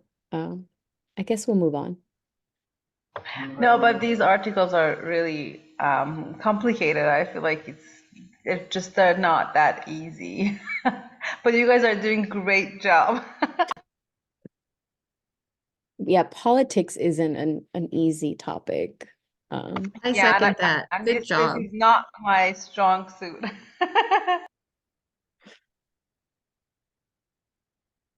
Okay, well, I agree. Well, let's move on. My third question, hopefully easier to answer, is how does public sentiment or attitudes and interest groups towards federal intervention influence a state's response to federal conditions?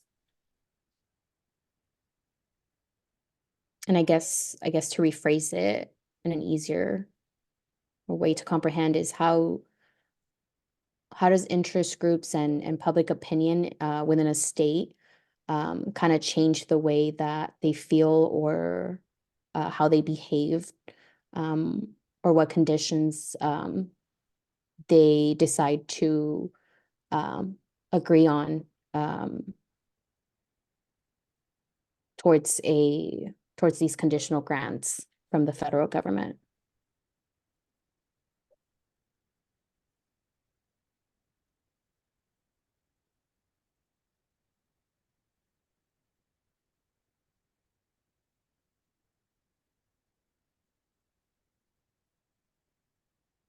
I guess what I would say is that different regional and just like cultural variations within states can change the way that states respond. So federal goals appear to be very like uniform across states when states themselves aren't very uniform, especially compared to one another. For example, one of the examples that I used was when the Obama administration implemented that Affordable Health Care Act. There were many states, like the states had the discretion to either accept the welfare funding and expand their Medicaid programs or either deny it. And I think that not all states decided to take that funding. Some decided to accept it, but others decided to deny it due to just concerns on how they were going to maintain funding in the future for such expansion. So I would assume that different states might interpret also like federal mandates differently from one another.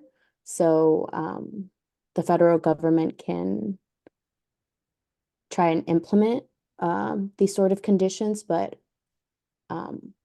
they can't really control the way that states might interpret them into their state policies.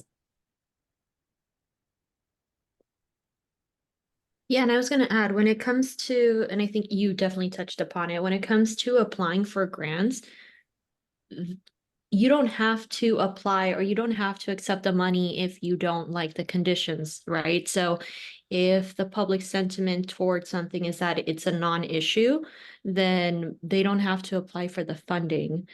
So it doesn't matter what conditions are attached if you don't believe in the overarching problem that it's trying to solve. then the state can choose not to accept the money. When it's a mandate, then it's different. But at least when it comes to grants, there is an option, or it is an option and it's a choice. Yeah, I agree. I think there was some talk in the article about how states may not be like inclined to deny that grant, like that money, because it's otherwise it's money that they will not receive. But I do agree that at the end of the day, and again, states do have that option to also negotiate with federal governments, right? Like they have that option to negotiate the mandate. So I think that's also important to highlight. But yeah, I feel like just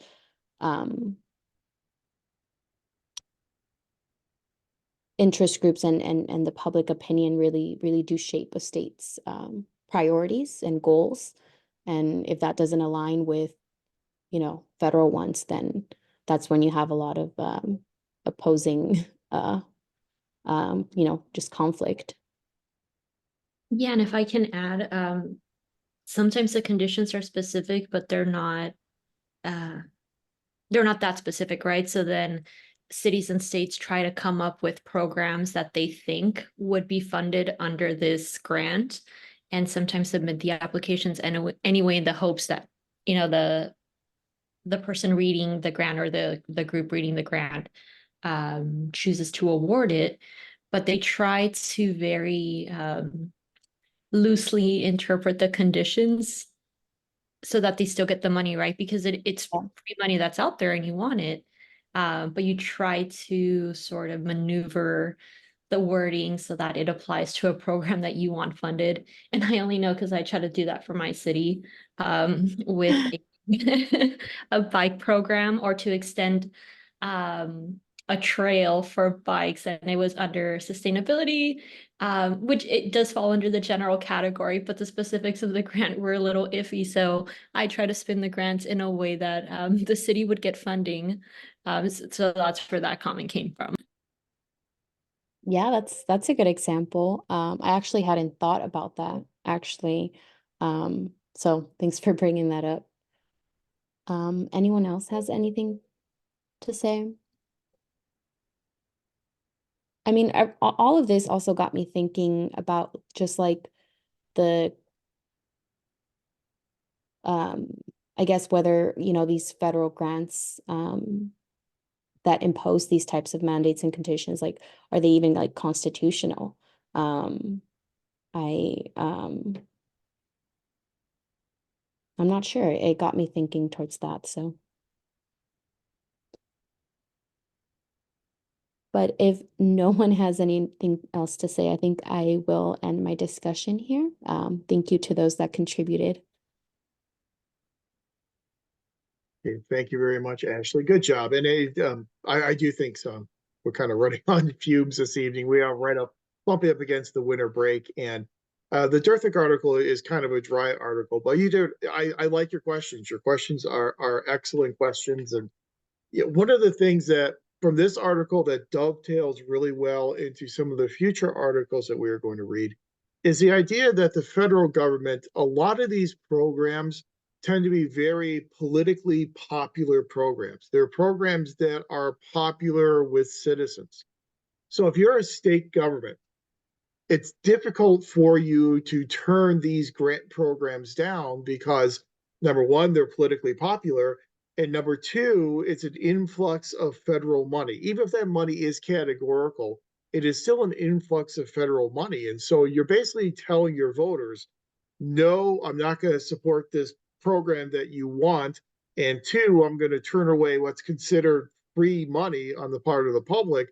Those are two really difficult arguments for state governments to make. And so I think the deck is really stacked in favor of the national government in terms of getting states to kind of play ball with them in achieving the national goals and objectives. So I think it makes it difficult for states to say no to the federal government.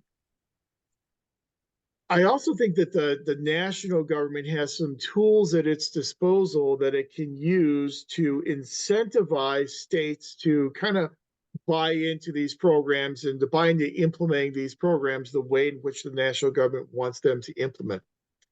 Martha Durthick, again, this is beyond the article, so this is nothing that you missed in the article at all. Ashley, you did a good job. This is all beyond the article, but Martha Durthick, one of the major areas of focus of her research agenda throughout her career was looking at the implementation of policies and programs. And one basic theme that comes out of pretty much all of Durthick's writings is that programs and policies are easier to implement when you have the acquiescence and the support and the acceptance of those who are implementing those policies and those programs.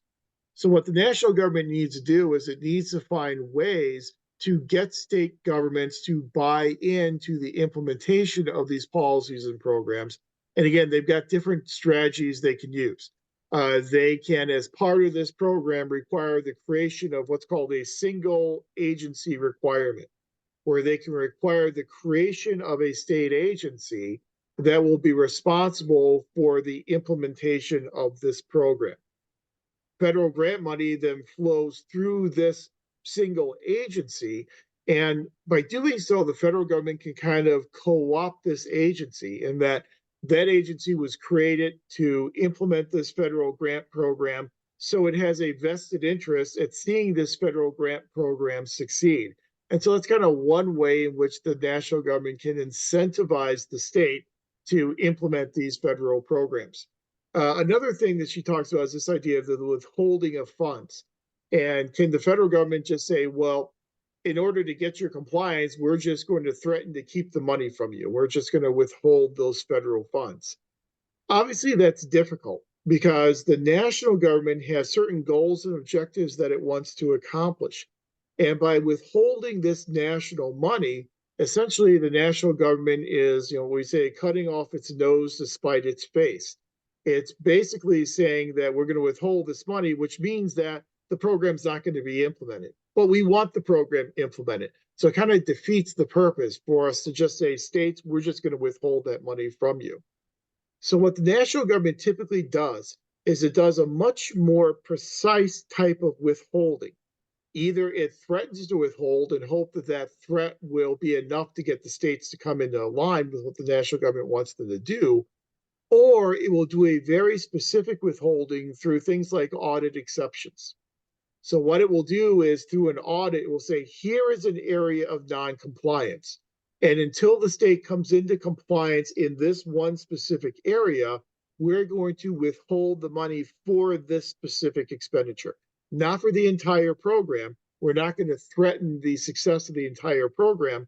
We're going to withhold this money just for this one specific part of program implementation. And so they tend to either use the threat of withholding funds, or the national government will be trying to be as precise and specific as possible in withholding funds for specific expenditures rather than just killing the entire program by cutting off the funding. Because again, if they cut off the funding, they kill the program, they're not going to achieve the goals and objectives that the national government wants to achieve. Again, this article kind of fits in to the bigger research of Durthick in terms of how can the national government get state and local governments to essentially do its bidding and to implement these national programs and policies efficiently and effectively. And again, there is a lot of bargaining and negotiation that will then go on between the national and state government. We have an article that we will read in a few weeks by Agranoff that looks specifically at bargaining, and we'll see how some of this bargaining between national and state government really changes the tenor and changes the substance of the policies and programs that are being implemented. And it's not all done through legislation. It's done through a lot of these behind the scenes, behind closed doors, bargaining and negotiation between the federal government as the donor and the state government as the recipient of those federal monies. Okay, well, thank you very much again, Ashley. We will move on to our final article of the night that kind of builds on this a little bit, which is the Beyond Preemption article, and that one belongs to Cynthia. So I will turn the floor over to you. Thank you. Hi, everyone. Good evening. So I'm going to start. So the article is Beyond Preemption, Intergovernmental Partnerships to Enhance the New Economy. And this article is more of a report created by the panel of National Academy of Public Admin for the National Governors Association. And it's written by John DeWitt, Carl Stenberg, and Charles Weiss. And so just a quick, definition of what a federal preemption is, just in case, you're not aware. It is when a federal law supersedes a state law. So a very common example of that is, FDA regulations often preempt, any state court judgments in cases involving prescription drugs.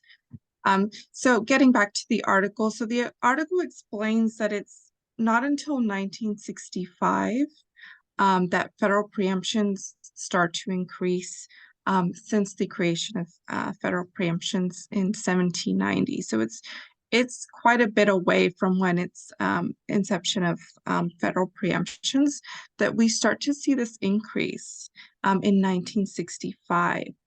So a lot of this increase is a result of modern technologies. So things are moving faster and more efficient transportation, globalization, economic markets are increasing.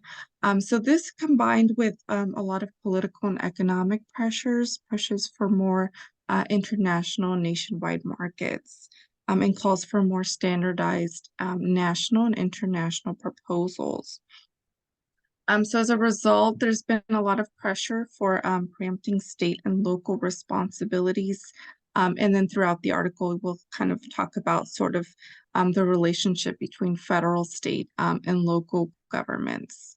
And so we'll also be looking at sort of the achievement of national policies and program goals and how they may have been adversely affected by the increased use of federal preemptions.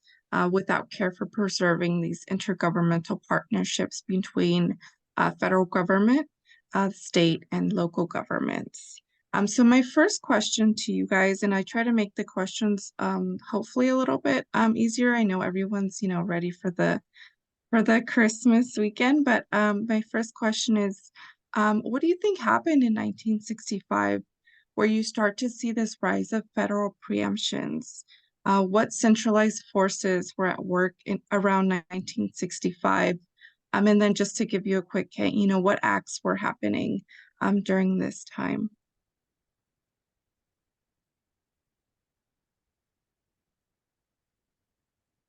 Is it the Voting Rights Act? Yes, beautiful. Thank you, Josephina. Yes, so Voting Rights Act, as well as one other act. I'm not sure if someone might get it.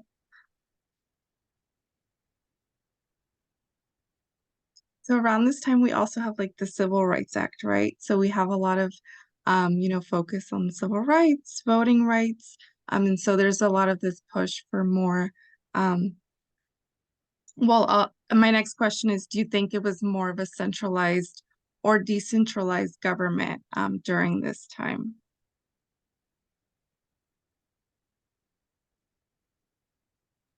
I guess just based on the president at the time being democratic, it was more centralized.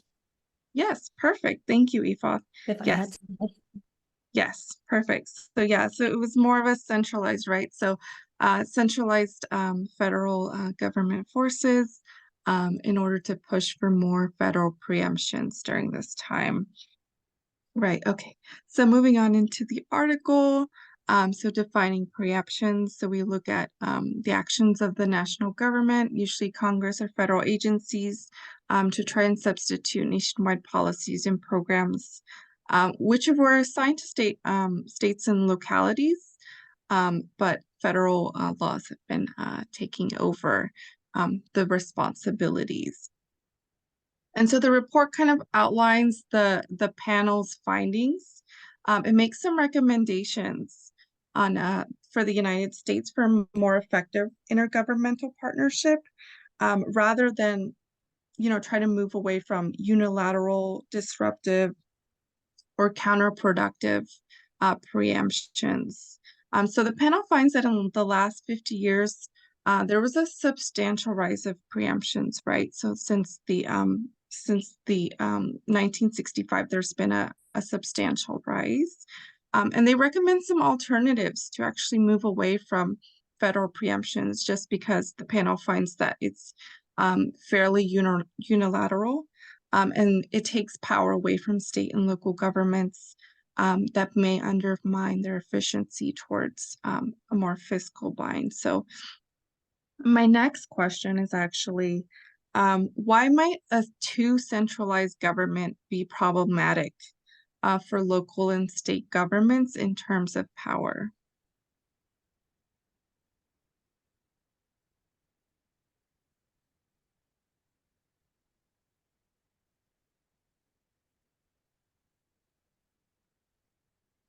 I guess it boils down to cities and even states using the argument that they know what's best for their constituents. And so when you have a federal government and their laws superseding the ones that you've created, it sort of, I think, goes back to a question that was raised in the previous presentation about the federal government showing that they have more.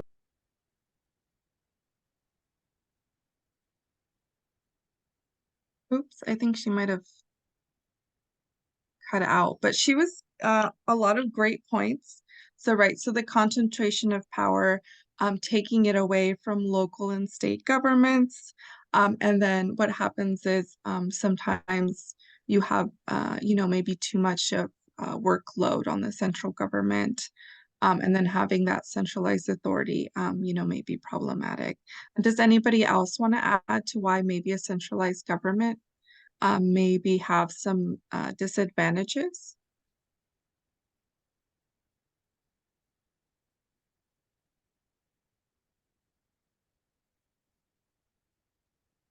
No, okay, so I'll go ahead and move on. So for the some of the findings that the panel found is there has been a in the rise of federal preemptions, is there's been this distinct shift away from interstate commerce, which is what most of the federal preemptions that started in the 1790s were focused on.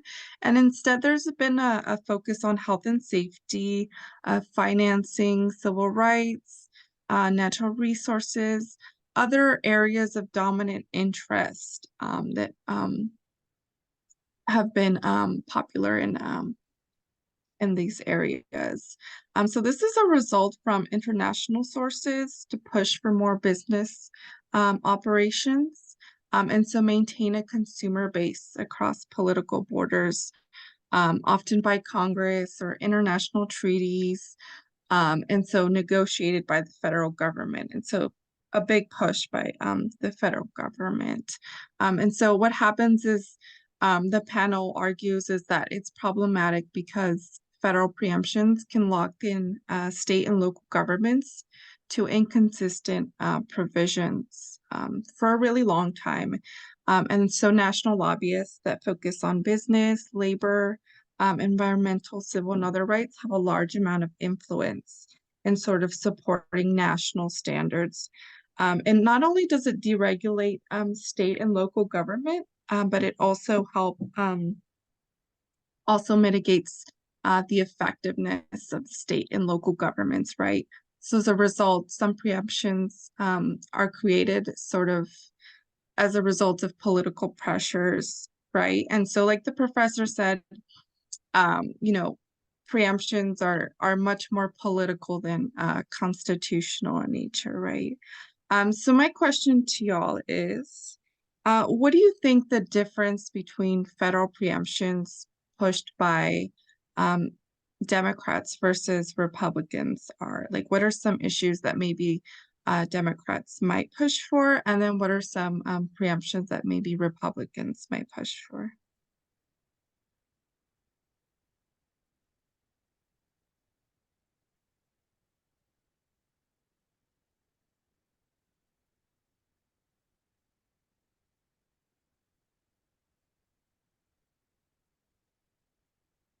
I guess if I had categories, I'm just thinking back to how you initiated the discussion with the Civil Rights Act and the Voting Rights Act.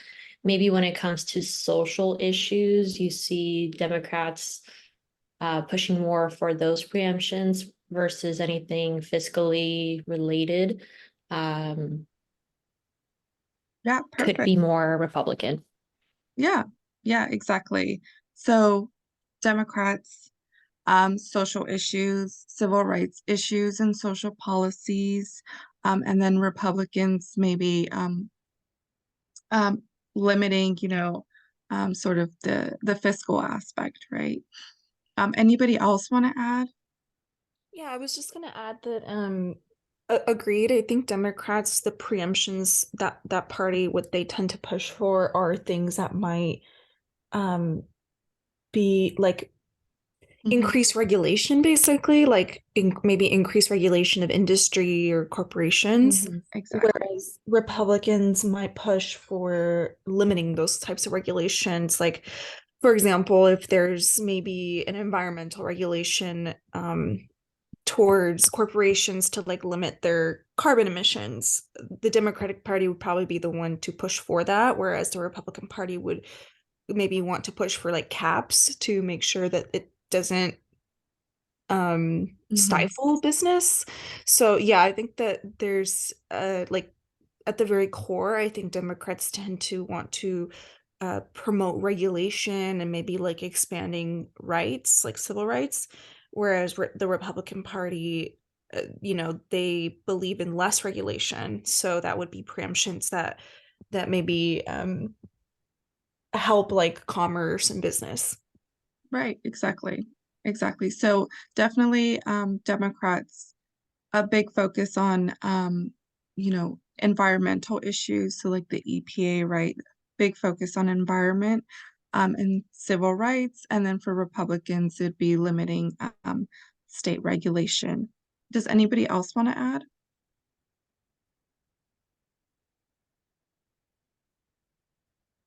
Right. Okay.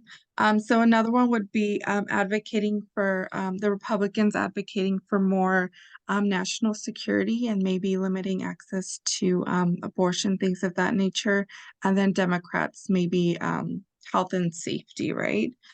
So in the findings of the panel, they found that there's an increased shift for federal preemptions on creating sort of imbalance of powers and responsibilities towards a more centralized federal power. So we discussed, taking the power away from state and local governments to centralizing it more towards the federal government, right?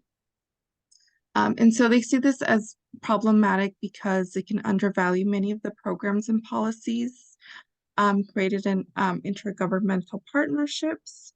And so as a result, they've kind of deemed it the new style of federal preemptions that sort of imposes a maximum rather than a minimum levels of attainment in state and local innovation.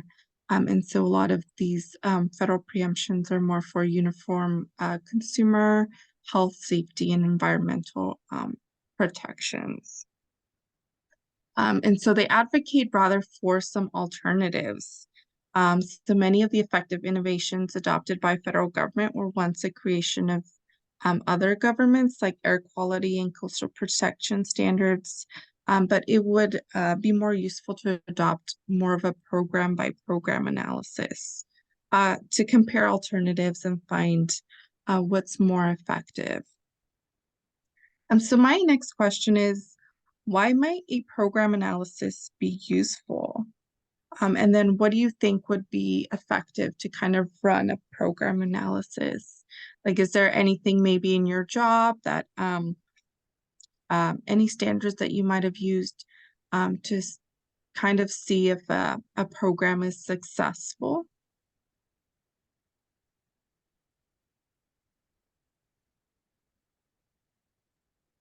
I would say participation feedback, so like surveys from the participant, from the community, returning participants for the next year.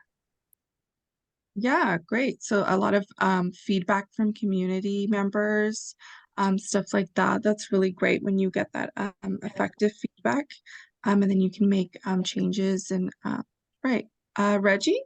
I would say raw data as well.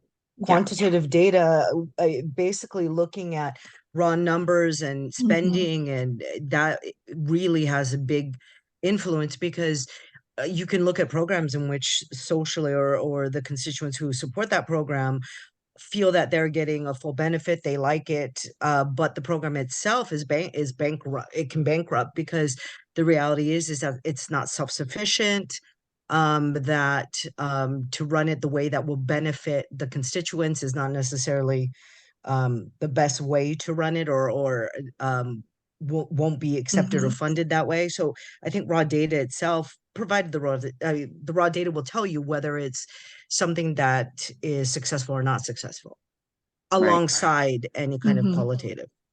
Of course. I mean, at the end of the day, it's about the numbers, right? And Correct. yeah, so definitely, I mean, such a great answer. I mean, when you're really looking at, you know, is it program, is it viable? You know, are they able to, you know, do they have the right resources, or are they able to get those resources in the future? But yeah, great answer. Anybody else want to chime in?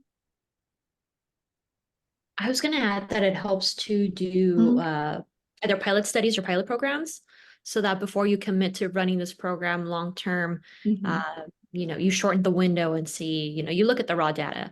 You look at how many people participated, but starting with the smaller scale program might be helpful. Right. Yeah. Great answers. Anyone else? Okay. So continuing on with the article, they look at sort of the rising state and local fiscal squeezes. So we kind of talked about that, how, you know, local and state governments face a lot of financial burdens, right? So it's hard to run a local and state program when you're facing so many different like fiscal constraints. And some of these, and sometimes they have unfunded mandates, right? So this promotes sort of this structural imbalance for local and state governments as they try to find stability. And these fiscal issues often require more than one level of government to resolve. So my next question to you is, you know, looking at partial preemptions, what do you think the Biden administration would behave given your understanding sort of federal preemptions? So my question is, you know, is it more of a centralized or decentralized? Just your opinion of sort of today's like political landscape. Cynthia, given the discussion that we've had so far and the opinions as well as the article, it would seem that there'd be more preemptions with this particular government, but particularly with the abundance of governments or states and local governments that are Republican and the president being Democratic. So I can see that there's going to be a bigger push to try to wield more power over the states. Great answer. Yeah. I mean, I definitely see that. I definitely see that for this administration. We are having a large push for I think more of a centralized role, I think. Any other input? Okay, so continuing on, just quickly, so they do, the authors do push for some alternatives to unfunded mandates and preemptions. So they ask for partial preemptions, which allow for an option for more flexible enforcement and allow for state authority to voluntarily exceed minimum standards set by the federal government. So federal state performance partnerships as well, to create advance agreements between state and local governments, as well as uniform state laws as a mean for codes and ordinances to control behaviors without federal intervention, as well as interstate compact joint states and localities across broad geographic regions without federal intervention. And I think an important sort of note that they make is that ultimately the common goal is to create this intergovernmental partnership sustained by multi-level consultations and agreements. However, it is really threatened by unilateral actions, right? So each level checks the other to ensure better strategies. Rather than a singular level of federal governments acting alone, right? So my last, couple of questions here are, the author asks for more checks and balances. But what are some pros and cons to having more checks and balances?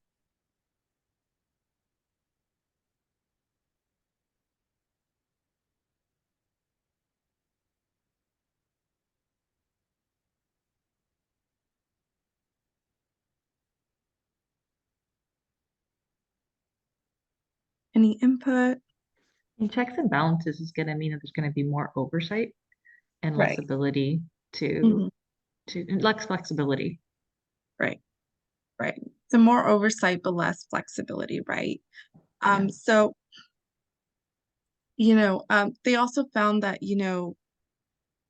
the capacity for the federal government to perform, assessments and things like that, intergovernmental data and research may not be enough to fully assess and be used, as an alternative completely to federal preemptions. But the author does ask for more improvements in office.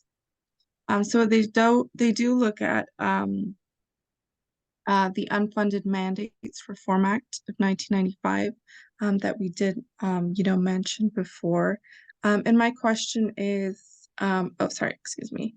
The panel does recommend that federal preemptions be used sparingly instead, just because it might adversely affect state and local governments, right? Let's see here. And so it does recommend that for alternatives or new strategies, they implement more of intergovernmental partnerships between state and local governments, as well as more of a simplistic understanding of intergovernmental practices for state and local governments, right? And so finally, my last question is,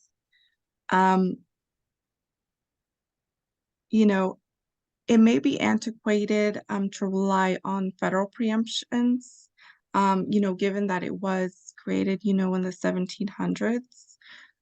But what are some issues today that have some conflicting interests between federal, state, and local governments?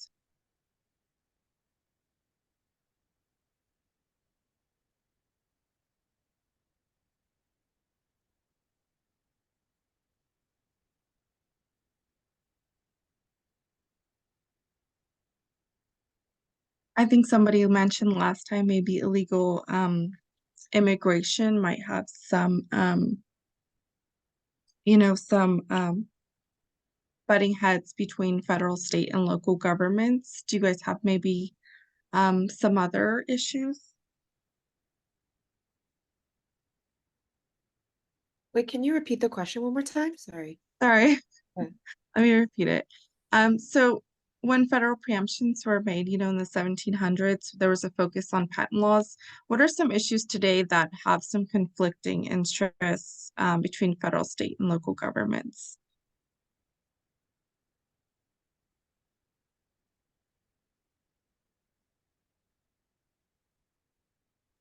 Just off the top of my head, I think definitely the use of different or the legalization of different Schedule 1 drugs is something that's like really different across federal, state, and even just on a local level.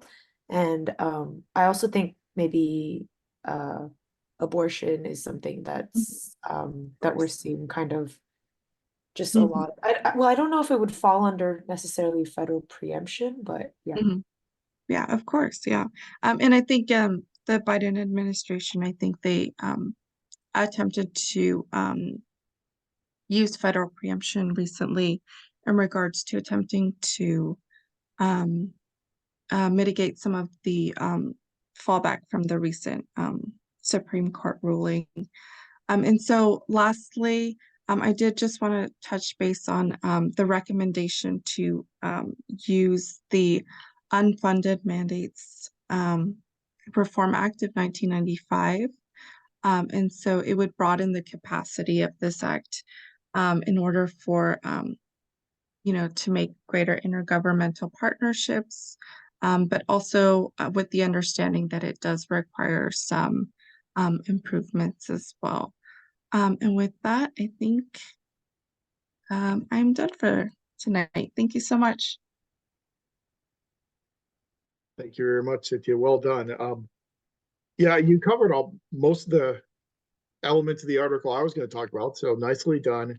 The authors are lamenting this idea of this increase in preemption, and as you had discussed, preemption really did take off in the 1960s for all the reasons that you mentioned, and President Johnson's war on poverty and Great Society, this establishment of national goals and objectives in Washington, D.C., and then coming up with mechanisms to try and get state and local governments to achieve these national objectives. And so those mechanisms are things such as preemption, mandates, categorical, very specific types of grants. So we did see this huge uptick in the amount of use of preemption on the part of the national government in the 1960s. And that's what really has the authors of this study very much concerned. So they come up with, as Cynthia discussed, they come up with some different recommendations for what can be done to try and stem this tide of preemptive action by the national government. And I think, some of the recommendations make sense. Some of the recommendations I think are a little bit idealistic. And so, they say we need this new strategy, and this new strategy should come out of a national dialogue about intergovernmental relations and the relationship between these different levels of government. I think, at least from my personal opinion, that's a little idealistic because intergovernmental politics tends to be much more hidden, much more bloodless than traditional politics. And I think to get average ordinary citizens interested in and caring about intergovernmental politics is much more difficult than getting them interested in traditional politics. And so, the result of the policy, the questions about in terms of dealing with the homelessness issue, different alternatives, whether it be renovating motels or whatever the case may be, that's something people get very interested in. That's subject to a whole lot of dialogue and debate. But the specific ways of implementing policies and programs, that intergovernmental type of dimension, it's much more difficult to get people really interested in it. The recommendation to do more assessments of federalism and to do more research into federalism, we're really hamstrung in that approach because we lost our primary organization that did these assessments, and that was the United States Advisory Commission on Intergovernmental Relations. That organization had been around since 1959, went out of existence in 1996. So we no longer have this centralized organization to do these assessments and do this type of research. So instead, these assessments and this research ends up having to be done by individual scholars in federalism. And so it's being done by what one of our future authors refer to as the 1,000 flowers, all these different people, all these different scholars across the country doing these assessments in a very fragmented, fractured, and decentralized way, because we no longer have that primary mechanism to do that type of research and do those types of assessments. Doing things such as strengthening the Unfunded Mandates Reform Act and revising it, that's a great idea. The problem with that is that requires congressional approval. So Congress would have to be the one to revise the Unfunded Mandates Reform Act. That kind of runs counter to their reelection prospects. And so there's really not a whole lot of incentive for members of Congress to fund a lot of these unfunded mandates, or at least even partially fund these unfunded mandates. And so there's not really a whole lot of either mechanisms in place to carry out these recommendations or a lot of political incentive for people to engage in carrying out the recommendations. So I think that even though these are interesting recommendations, I just don't know how practical they are. And I think that's underscored by the fact that this report, I believe, was completed and submitted in 2006.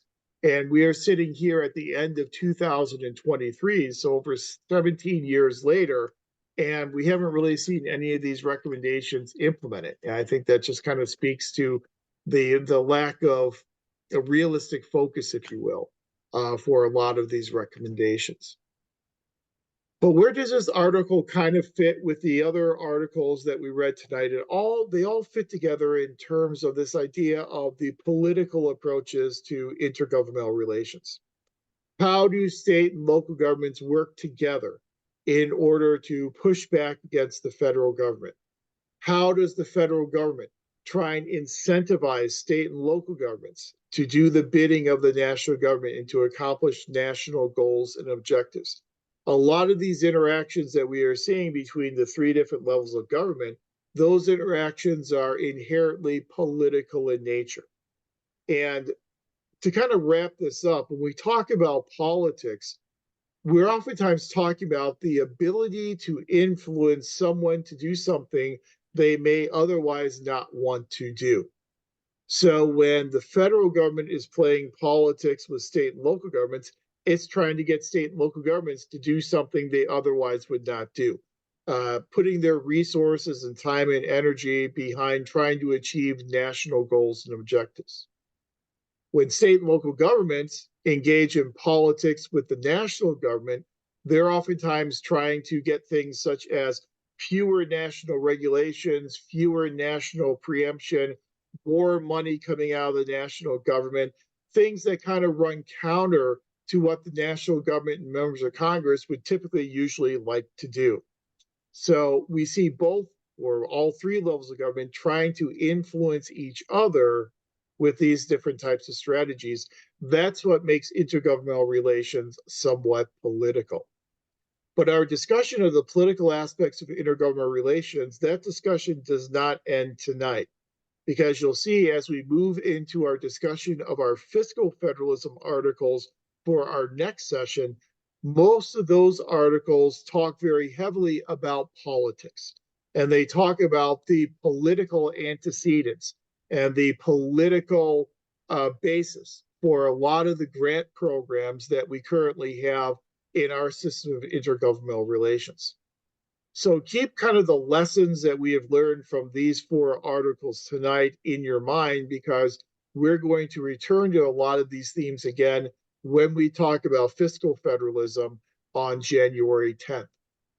And speaking of January 10th, when we get back together on the 10th, the articles that we have on our agenda: The Economics of Intergovernmental Grants by George Brake, that is Taylor's article; Federal Grants and Aid by Moneypenny, and yes, that's his actual name. That article belongs to Nancy. We have Entrepreneurial Cities by Alberta Spraja. That article is Allegra's.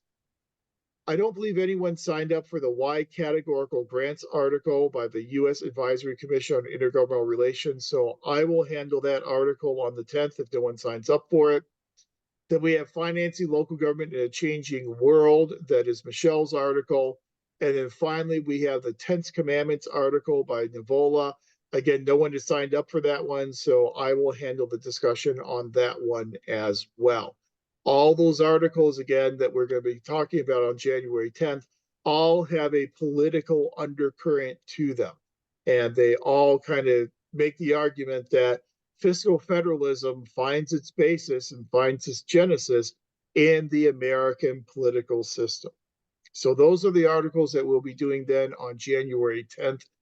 Please do remember that you do have your third discussion board assignment that is due on January 9th, along with responses to 2 of your classmates.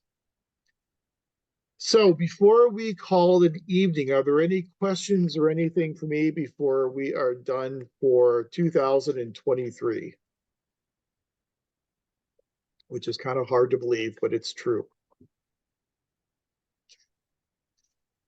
Okay, if not, then thank you very much. Thank you to everyone who led a discussion tonight. I hope everyone has a wonderful winter break and a happy holiday season, a great end to 2023. And then we'll be back at it in January, refreshed with a focus on fiscal federalism. So thanks, everyone. Have a great winter break, and I will talk to you soon.